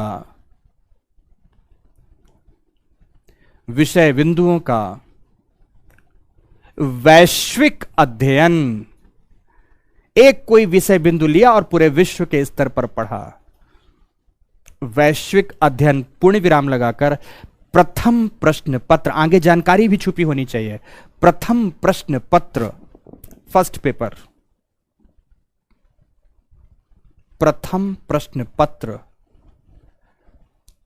इसी तरीके से पढ़ा जाता है। अब चक्रवात पढ़ रहे हैं तो दुनिया भर में चक्रवात ही पढ़ेंगे, वायुमंडल पढ़ रहे हैं तो केवल वायुमंडल का अध्ययन करेंगे, समुद्र पढ़ रहे हैं तो दुनिया भर के केवल समुद्र को पढ़ेंगे, लवणता पढ़ रहे हैं तो केवल लवणता पढ़ेंगे। तो प्रथम प्रश्न पत्र का अध्ययन इसी तरीके से किया जाता है। पूर्ण विराम लगा दो, पूर्ण विराम। अब दूसरा लिखो, प्रादेशिक प्रतिमान, रीजनल अप्रोच। Regional approach. अरे दोस्तों, मेरे प्यारे मित्रों, भूगोल ऑप्शनल लोग पढ़ डालते हैं, उन्हें भूगोल समझ में नहीं आता, भूगोल की प्रकृति क्या है, भूगोल पढ़ा कैसे जाना चाहिए, लोगों को यह पता नहीं होता। ये क्या तरीके, धिक्कार है पढ़ाने वाले को और धिक्कार है पढ़ने वालों को, दोनों को। आपको हर एक बात पता होनी चाहिए। तो क्या लिखा आपने, प्रादेशिक प्रतिमान, रीजनल अप्रोच। लिखो, यह इन्वर्टेड कामा में multi topic in a region. In a region का मतलब एक प्रदेश में, मल्टी टॉपिक मतलब बहुत सारे टॉपिक। यह इन्वर्टेड कामा में multi topic in a region, in a region, inverted comma close करो, के रूप में पढ़ा जाता है। Multi topic in a region के रूप में पढ़ा जाता है, पढ़ा जाता है। अर्थात किसी एक भौगोलिक प्रदेश में, किसी एक भौगोलिक प्रदेश में विविध भौगोलिक चरों का अध्ययन,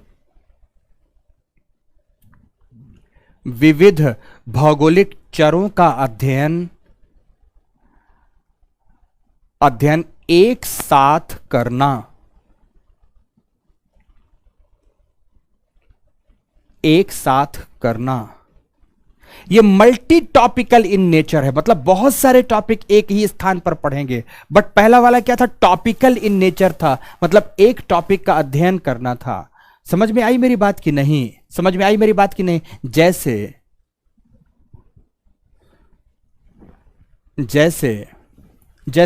में क्या लिखा, जैसे,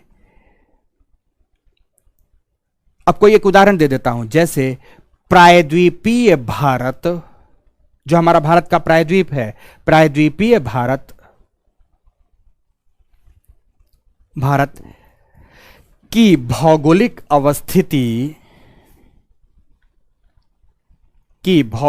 अवस्थिति, स्थिति और अवस्थिति में क्या अंतर है यह भी समझाऊंगा। भौगोलिक अवस्थिति, जलवायु,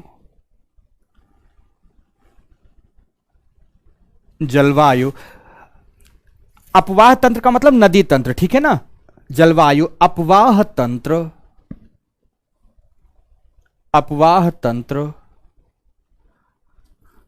मृदा एवं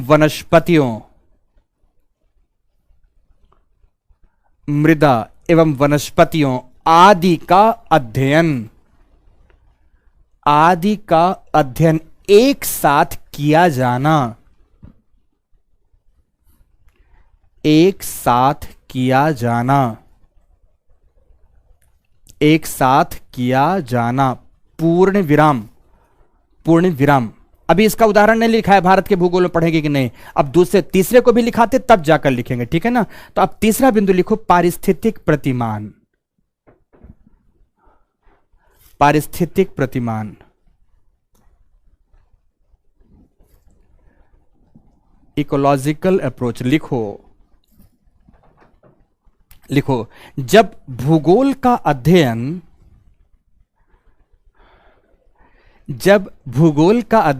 मानव एवं प्रकृति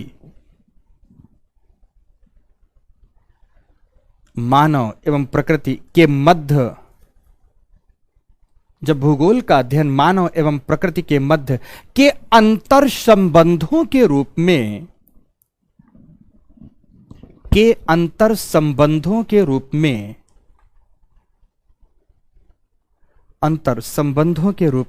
किया जाता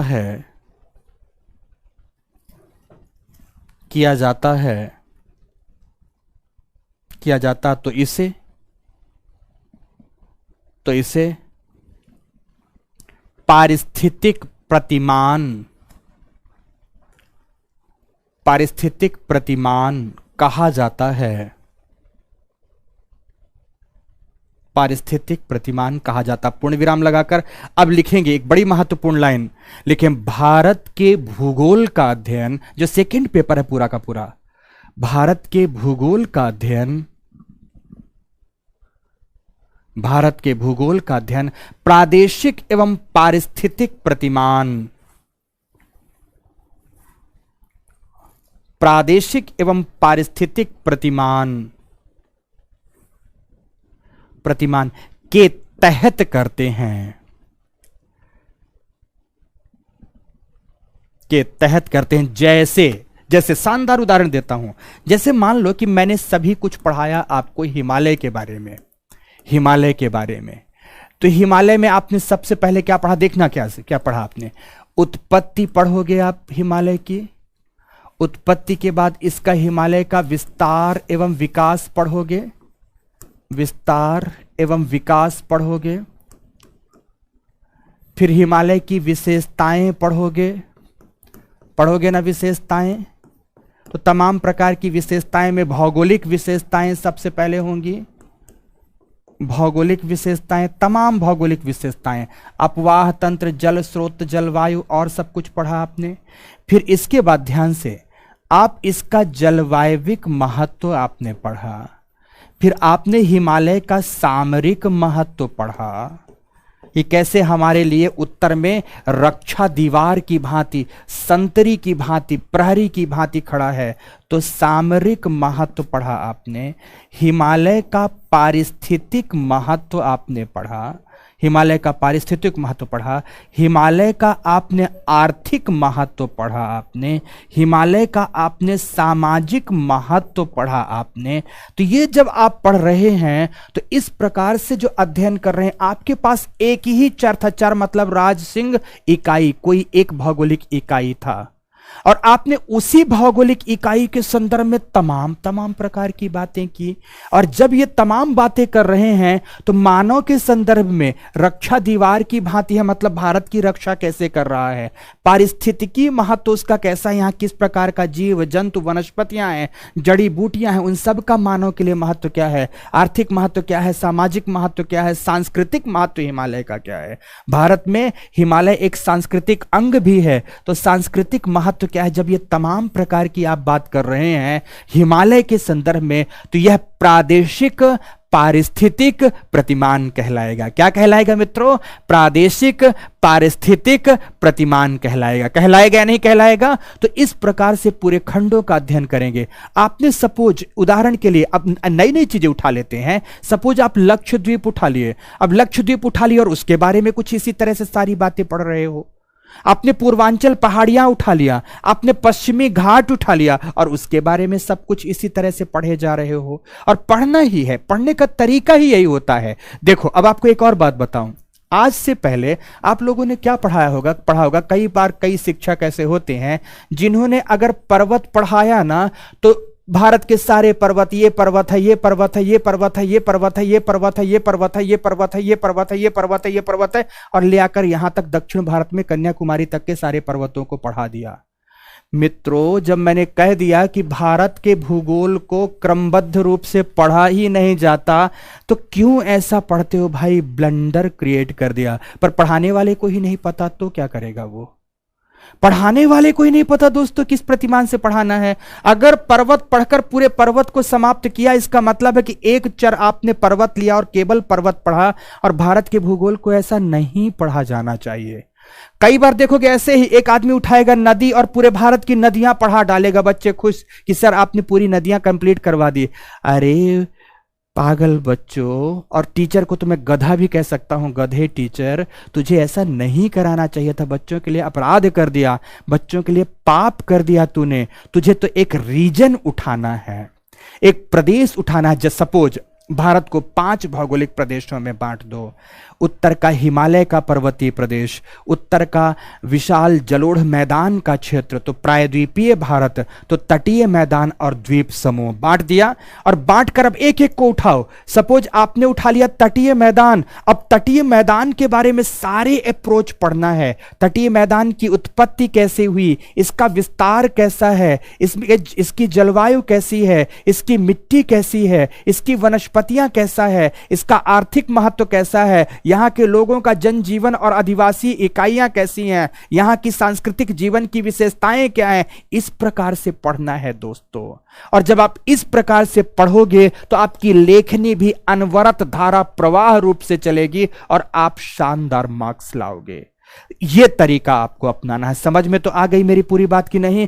कभी भी इस तरीके से पढ़ाई न करनी है, न किसी को करने देना है। क्लियर हो गई मेरी बात की नहीं? तो यह था मित्रों भूगोल का एक परिचय। किसका परिचय था? भूगोल का एक परिचय। अब भूगोल का जो प्रथम खंड है वह कौन सा खंड है? भू आकृति विज्ञान।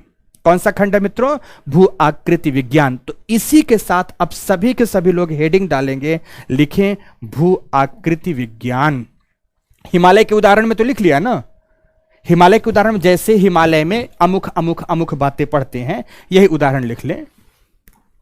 हिमालय की उत्पत्ति, विस्तार, विशेषताएं, भौगोलिक विशेषताएं, जलवायविक विशेषताएं, सामरिक विशेषताएं, पारिस्थितिक विशेषताएं, आर्थिक विशेषताएं, सामाजिक सांस्कृतिक विशेषताएं, धार्मिक विशेषता भी है हिमालय की, है या नहीं है? जल्दी से बताओ। कितने सारे हिल स्टेशंस के साथ साथ तीर्थ स्थल अवस्थित हैं।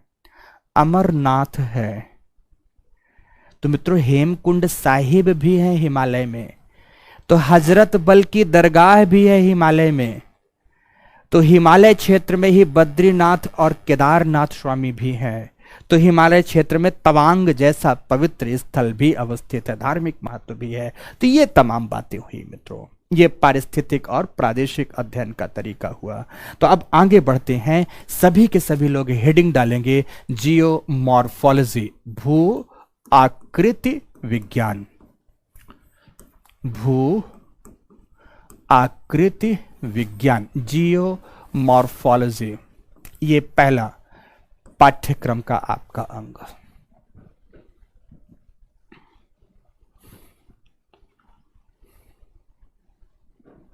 भू आकृति विज्ञान पहला अंग।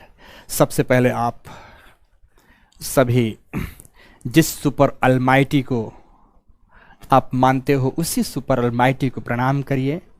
ध्यान रखें, मैं ना तो ईश्वरवादी हूं पर ना ही अनिश्वरवादी हूं, ना तो आस्तिक हूं ना ही नास्तिक हूं। बस ये जरूर मानता हूं कि सुपर अलमाइटी एक प्रकार की ऊर्जा है और उस ऊर्जा को अपने अंदर अगर संचारित करना है तो power of law of attraction को समझें और आंखें बंद करें और उस सुपर अलमाइटी को प्रणाम करते हुए अपने विषय वस्तु के प्रथम खंड को आरंभ करें। प्रथम खंड को, और ये प्रथम खंड भू आकृति विज्ञान से चीजों की शुरुआत कर रहे हैं। What is this? आखिर भू आकृति विज्ञान क्या है, जिसे आप इंग्लिश में क्या कहते हैं? जियोमॉर्फोलॉजी। मॉर्फोलॉजी, जियोमॉर्फोलॉजी, ये तीन शब्दों से मिलकर बना है। जियो, मॉर्फो, लॉगस। जियो मतलब पृथ्वी, जियो मतलब क्या होता है? पृथ्वी।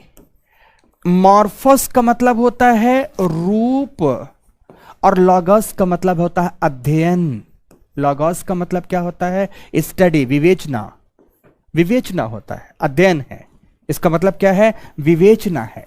तीन शब्द है, विवेचना है। इसका मतलब है कि पृथ्वी का जो रूप पाया जाता है, पृथ्वी का जो रूप आपको दिखाई देता है, उस रूप का, उस स्वरूप का, उस आकृति का आपको अध्ययन करना है। किसके अंतर्गत? भू आकृति विज्ञान के अंतर्गत। समझ में आई मेरी बात की नहीं? जैसे इसके रूप में, अगर इसके रूप की बात करें, इसके रूप में अगर आप देखेंगे तो किसी स्थान की लंबाई आपको दिख रही है, किसी एक स्थान की चौड़ाई आपको दिख रही है, किसी स्थान की ऊंचाई आपको दिख रही है, ऊंचाई आपको दिख रही है, किसी स्थान का ढाल आपको दिखाई दे रहा है, तो इन सब चीजों का अध्ययन, जैसे लंबाई, चौड़ाई, ऊंचाई, ढाल आदि के संदर्भ में अगर हम स्थल रूपों को सेपरेट करना शुरू करें, अगर हम स्थल रूपों को क्या करना शुरू करें, स्थल रूपों की बात करें, स्थल रूपों को सेपरेट करना शुरू करें, तो हमें भूपटल पर कौन कौन से स्थल रूप मिलेंगे? या कि सागर एवं महासागर मिलेंगे, सागर एवं महासागर मिलेंगे। सागर और महासागर के साथ हमें क्या मिलेगा? दूसरे रूप में महाद्वीप मिलेंगे। तो महाद्वीपों में ही हमें पर्वत मिलेंगे, पहाड़ियां मिलेंगी, पठार मिलेंगे, मैदान मिलेंगे, घाटियां मिलेंगी। क्या मिलेंगी मित्रों? घाटियां मिलेंगी। ये सब कुछ उपस्थित होंगे और इन सब की समग्रता को ही स्थलाकृतियां कहा जाता है। इन सब की समग्रता को ही क्या कहा जाता है? स्थलाकृतियां कहा जाता है। तो भू आकृति विज्ञान के अंतर्गत भूपटल में उपस्थित तमाम प्रकार की स्थलाकृतियों की विवेचना की जाती है। तो स्थलाकृतियों की विवेचना किस रूप में करेंगे? उनके उत्पत्ति के संदर्भ में करेंगे, उनके विकास के संदर्भ में करेंगे और उनकी उपयोगिता के संदर्भ में करेंगे। उत्पत्ति, विकास एवं उपयोगिता के संदर्भ में करेंगे। समझ में आई मेरी बात की नहीं? तो लिखो सभी के सभी, लिखें भू आकृति विज्ञान, भू आकृति विज्ञान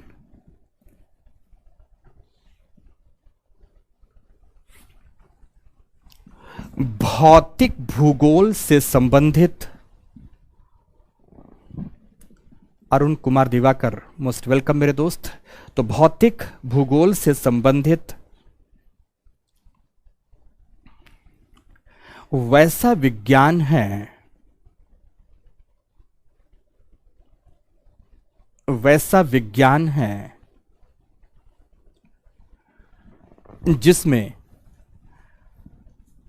जिसमें भूपटल में व्याप्त, भूपटल मतलब भूपृष्ठ, पृथ्वी की सतह, भूपटल में व्याप्त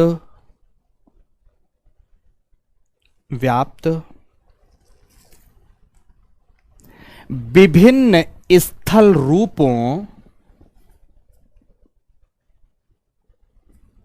विभिन्न स्थल रूपों का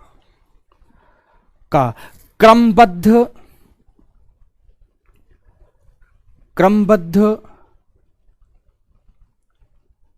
विश्लेषण एवं विवेचना, विश्लेषण एवं विवेचना आदि की जाती है। विवेचना आदि की जाती है,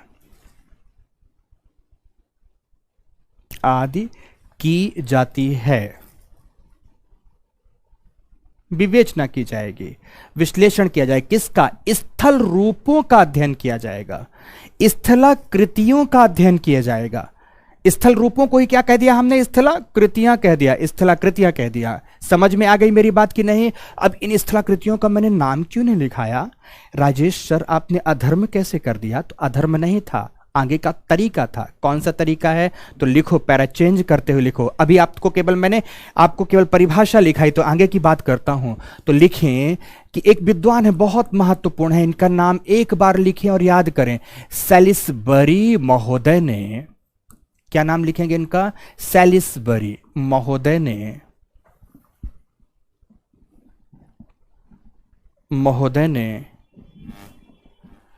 भूपृष्ठ पर व्याप्त,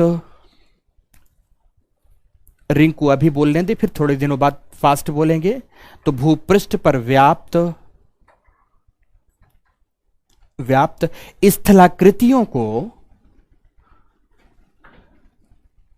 स्थलाकृतियों को 3 श्रेणियों में विभाजित किया है। 3 श्रेणी या कोटि कह सकते हैं। श्रेणी का मतलब 3 ऑर्डर्स, 3 श्रेणियों में विभाजित किया है, 3 ऑर्डर्स में विभाजित किया। कौन सी वो 3 श्रेणियां हैं? तो लिखें नंबर वन, प्रथम श्रेणी की स्थलाकृतियां या उच्चावच की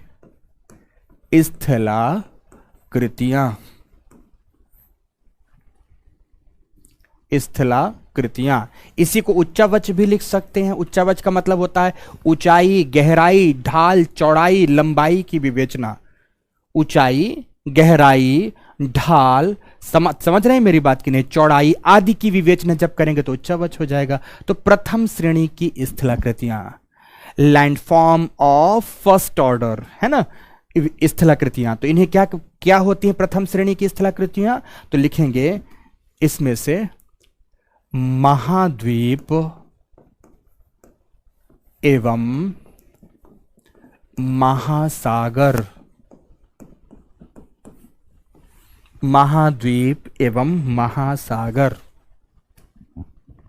महासागर। अब दूसरे नंबर पर लिखे सभी, सेकंड, द्वितीय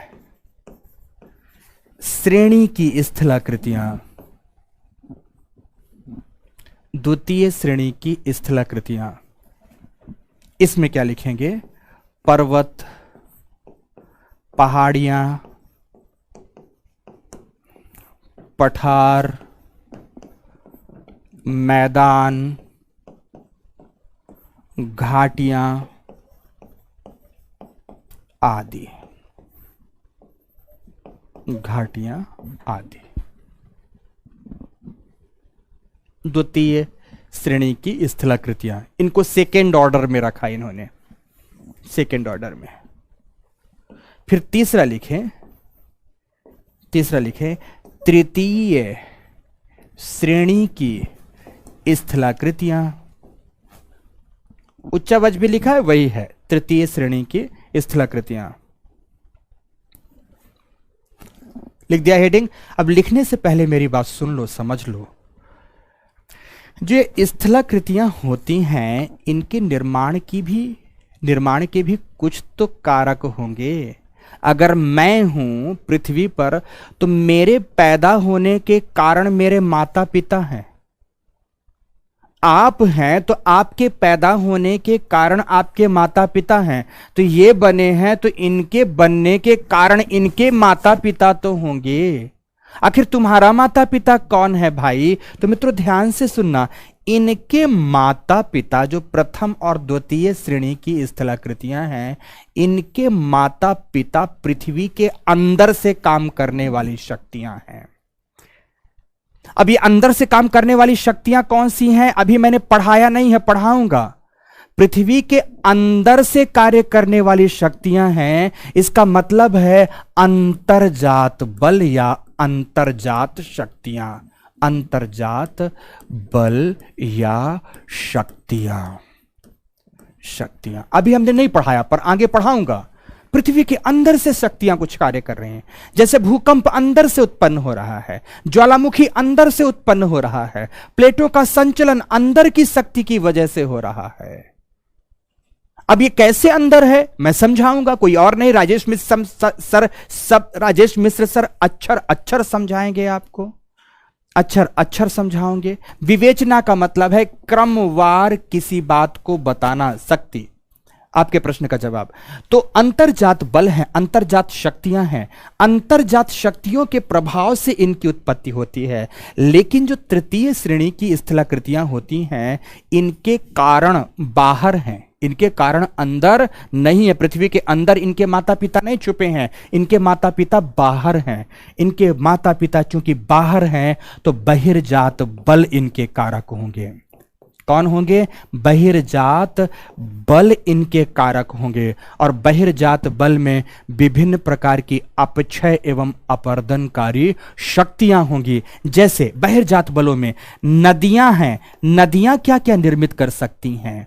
पवन है, पवन क्या क्या निर्मित कर सकते हैं? हिमानियां हैं, हिमानियां क्या क्या निर्मित कर सकती हैं? सागरीय तरंगे हैं, तरंगें क्या क्या निर्मित कर सकती हैं। तो ये तमाम जो शक्तियां हैं ये भूपटल पर बाहर कार्य करती हैं, और बाहर कार्य करती हुई या कि अपर्दन करके स्थलाकृति बनाएंगी, या कि निक्षेपण करके मतलब पदार्थों को जमा करके स्थलाकृतियां बनाएंगी। तो इन सब के द्वारा किस प्रक्रिया से, या कि अपर्दन से और या कि निक्षेपण से निर्मित होंगे जो स्थल रूप, निर्मित स्थल रूप जो होंगे, स्थल रूप जो होंगे उसे तृतीय श्रेणी की स्थलाकृतियों में हम लिखेंगे, तृतीय श्रेणी की स्थलाकृतियों में लिखेंगे। ठीक है, आगे ध्यान से सुनना, आगे ध्यान से सुनना कि लिखना क्या है आपको। आपने अभी हेडिंग दिया तृतीय श्रेणी की उच्चावच, तो लिखो डैश देकर, पीछे से शुरू करना है। लिखो प्रथम और द्वितीय श्रेणी के उच्चावचों, प्रथम एवं द्वितीय श्रेणी के उच्चावचों के उत्पत्ति, ये के नहीं, की उत्पत्ति इंडोजेनेटिक फोर्सेस, अंतर्जात बलों, इंडोजेनेटिक फोर्सेस अंतर्जात बलों से होती है, अंतर्जात बलों से होती, जबकि तृतीय श्रेणी के उच्चावच या स्थलाकृति, कोई भी शब्द, उच्चावच बहिर्जात मतलब एक्सोजेनेटिक, बहिर्जात शक्तियों जैसे अपक्षय, अपर्दन, निक्षेपण, अपक्षय मत लिखो, अपर्दन एवं निक्षेपण लिखो, ज्यादा अच्छा होगा। जैसे अपर्दन एवं निक्षेपण से निर्मित होती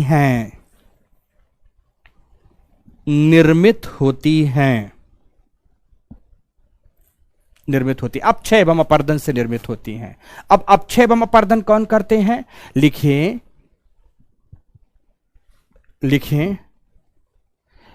पूर्ण विराम लगाकर, नदियां, पवन,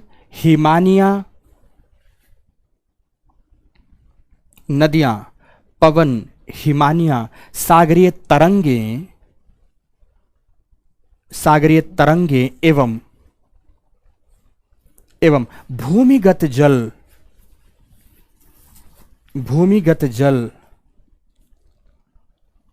भूपृष्ठ में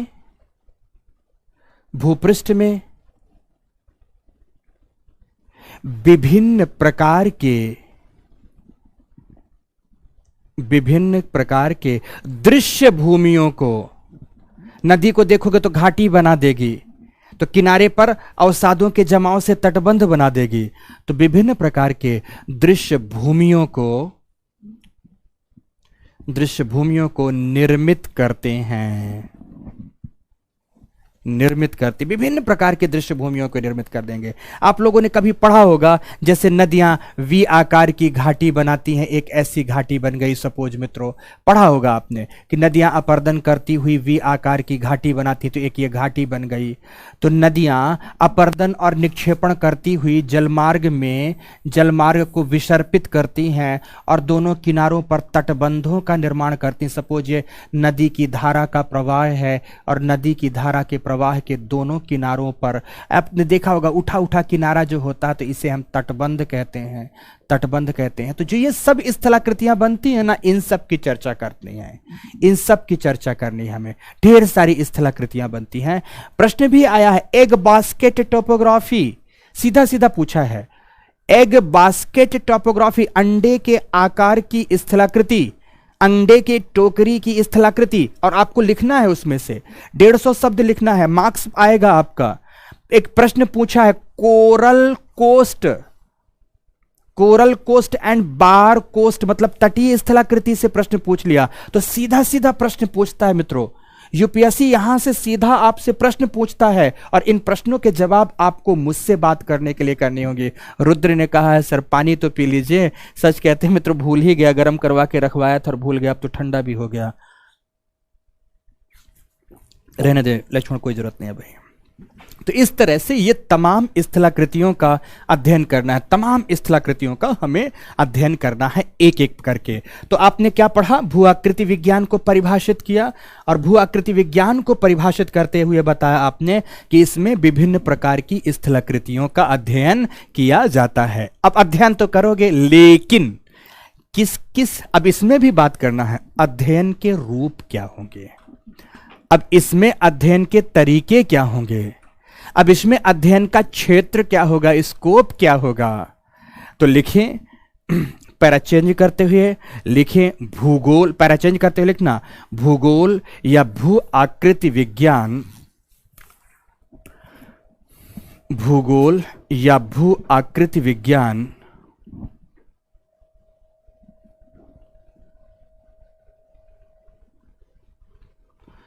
विज्ञान का अध्ययन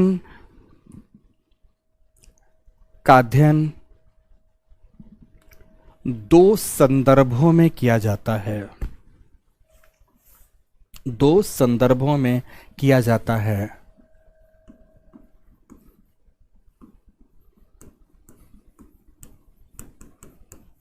दो संदर्भों में किया जाता है।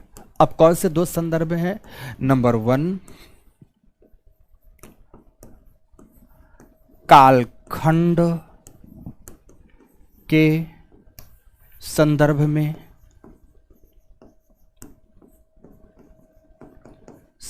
तो नंबर 2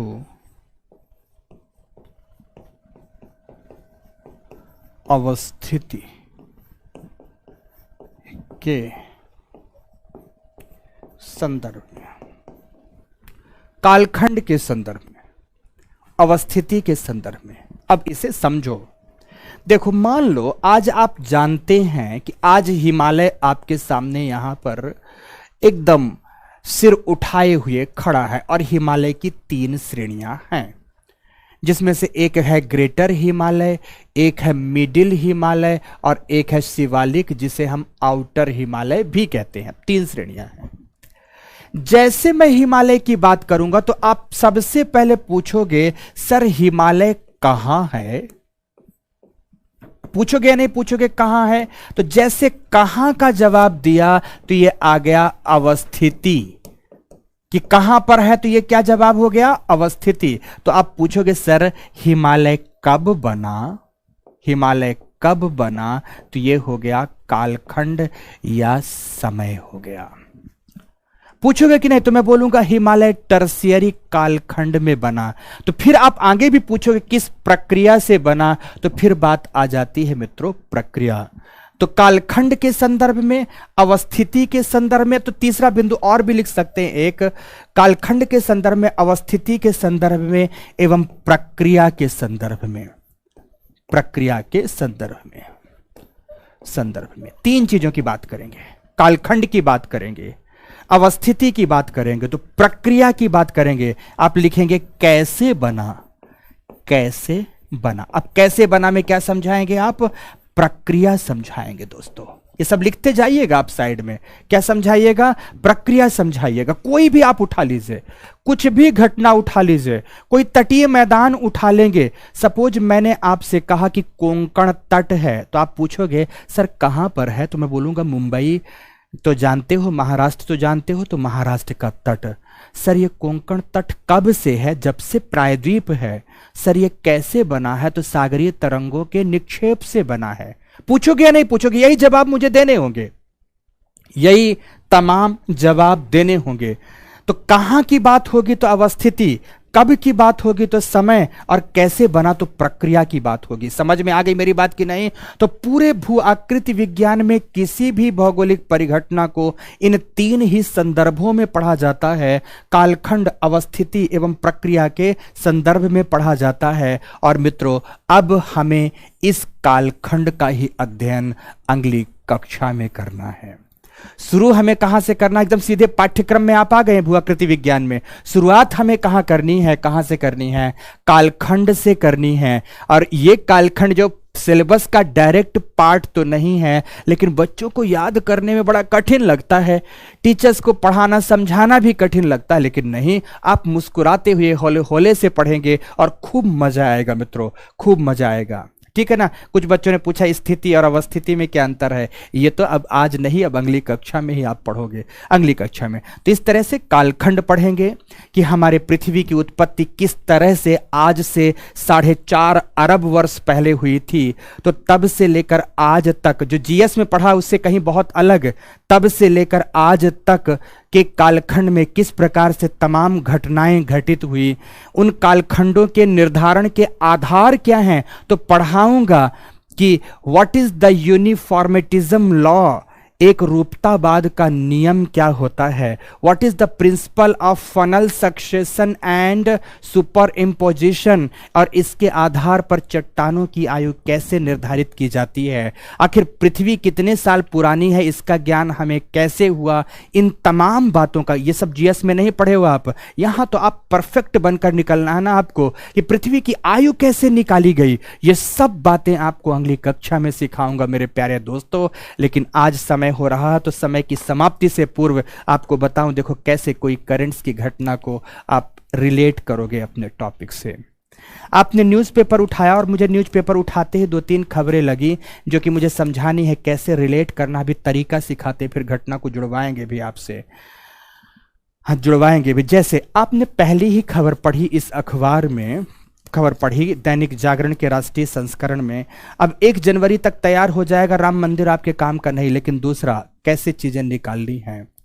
इस समय पर समेध शिखर झारखंड राज्य में, आप सभी के सभी जानते हैं, पारसनाथ पहाड़ी पर अवस्थित है। इस पर गहरी तीखी बहस चल रही है। अब इस तीखी बहस में आपके काम का क्या है। आपसे जीएस में बाकी चीजें नहीं पूछेंगे, कैसे निकालना है। जैसे आपने पढ़ा ध्यान से कि पारसनाथ शिखर को पर्यटन क्षेत्र घोषित करने के विरोध में जैन समाज ने व्यापक आंदोलन तथा इको सेंसिटिव जोन घोषित किए जाने के आदेश को वापस लेने की लगातार मांग की है। अब ये जो इको सेंसिटिव जोन है, ये आपके सिलेबस में 2 स्थानों पर आपको पढ़ना है। एक इन्वायरमेंटल ज्योग्राफी में पढ़ना है, तो एक कंटेम्परेरी ज्योग्राफी में पढ़ना है। तो आपके लिए महत्वपूर्ण ये इको सेंसिटिव जोन हो गया। अब देखो, जब आप आप पर्यावरण भूगोल पढ़ते हैं और जैव विविधता का संरक्षण पढ़ते हैं, तो संरक्षण में एक तो वन संरक्षण पढ़ते हैं, तो दूसरे तरफ मित्रों वन्य जीव संरक्षण पढ़ते हैं। वन एवं वन्य जीव संरक्षण के संदर्भ में भारत सरकार की जो पर्यावरण अधिनियम है, एनवायरमेंट एक्ट है 1986 के तहत इको सेंसिटिव जोन घोषित किए जाने की बात थी। तो आपके लिए ये टॉपिक ही महत्वपूर्ण हो गया कि what is eco sensitive zone. किन दशाओं पर किसी क्षेत्र को इको सेंसिटिव जोन घोषित किया जाता है। इको सेंसिटिव जोन घोषित किया जाता है। इको सेंसिटिव की विशेषताएं क्या होती हैं। आखिर उम्मेद शिखर को इको सेंसिटिव जोन घोषित किए जाने से कौन कौन सी समस्याएं आएंगी, इसका विरोध क्यों किया जा रहा है। टॉपिक आपके लिए महत्वपूर्ण हो जाए। इस तरह से आपको करंट्स की न्यूज अपने काम की उठानी है, आपको काम की उठानी है। आप इसे उठाएं और इसके बारे में सारी की सारी बातें आपको लिखना है।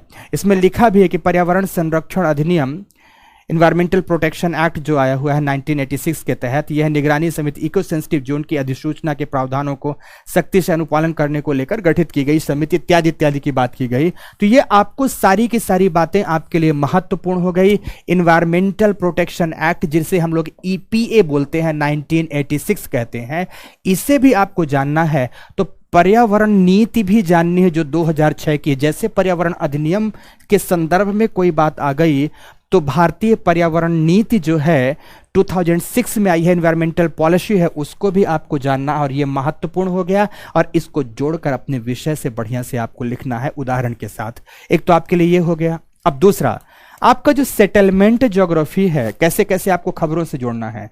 सेटलमेंट ज्योग्राफी में नगरवाद है या नगरीकरण है या नगरीयकरण है। तो नगरीयकरण, हाइपर अर्बनाइजेशन आपके सिलेबस का पार्ट आगे मैं पढ़ाऊंगा कि समस्याएं कौन कौन सी हैं। तो उसमें से एक बहुत बड़ी समस्या जल संरक्षण की है। प्रधानमंत्री नरेंद्र मोदी ने इसमें, ध्यान से खबर आई है इसमें, कि वाटर विजन 2047 बहुत महत्वपूर्ण है आपके लिए। और ये सब खबरों को आपको साइड में लिखते जाना है कि वाटर विजन 2047 के संदर्भ में इन्होंने दिया है कि शहरीकरण के मद्देनजर जल संरक्षण पर गंभीरता से सोचें। ये आपकी हेडिंग है। तो यहां पर नगरीयकरण के संदर्भ में जो विभिन्न समस्या है वह वाटर से रिलेटेड क्या है, और यहां जल संरक्षण के संदर्भ में क्या किया जाना चाहिए। और मैं सब बताऊंगा किस प्रकार से गार्डन सिटी का निर्माण किया जाए, किस तरह से स्पंज सिटी का निर्माण किया जाए। समझ रहे हैं, मैं सब कुछ बताऊंगा आपको। लेकिन करेंट्स की खबर में मैं आपको वाटर विजन 2047 के तहत इसे भी जोड़कर पढ़ना है। दो जगह के लिए हमने दे दिया, सेटलमेंट्स के लिए। तीसरी खबर देखो कैसे जुड़कर आती है। एक खबर है यहां पर बेसिकली आज के आर्टिकल्स के रूप में होगी कि बहुत कुछ अच्छा भी हो रहा है विश्व में, जैसे कोविड, जलवायु परिवर्तन और रूस यूक्रेन युद्ध से प्रभावित खाद्य कीमतों पर गरीबी निवारण की रफ्तार धीमी जरूर है, लेकिन वह अवरुद्ध नहीं हुई है। निकोलस क्रिस्टोफ का यह आकलन आया है, जो रिपोर्ट आई है। तो इसमें आपको दो बातें आपको यहां से मिलती हैं। एक तो मिलता है कि क्लाइमेट चेंज, समझना, जो क्लाइमेट चेंज है, तो क्लाइमेट चेंज का जो खाद्य सुरक्षा है, फूड सिक्योरिटी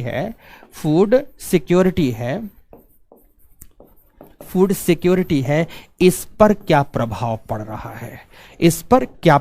है। तीन बातें आज के अखबार से आपको मिल गई, अखबार से मिल गई। तो आपको यह रिलेशन देखना है कि क्लाइमेट चेंज किस प्रकार से फूड सिक्योरिटी को प्रभावित करता है।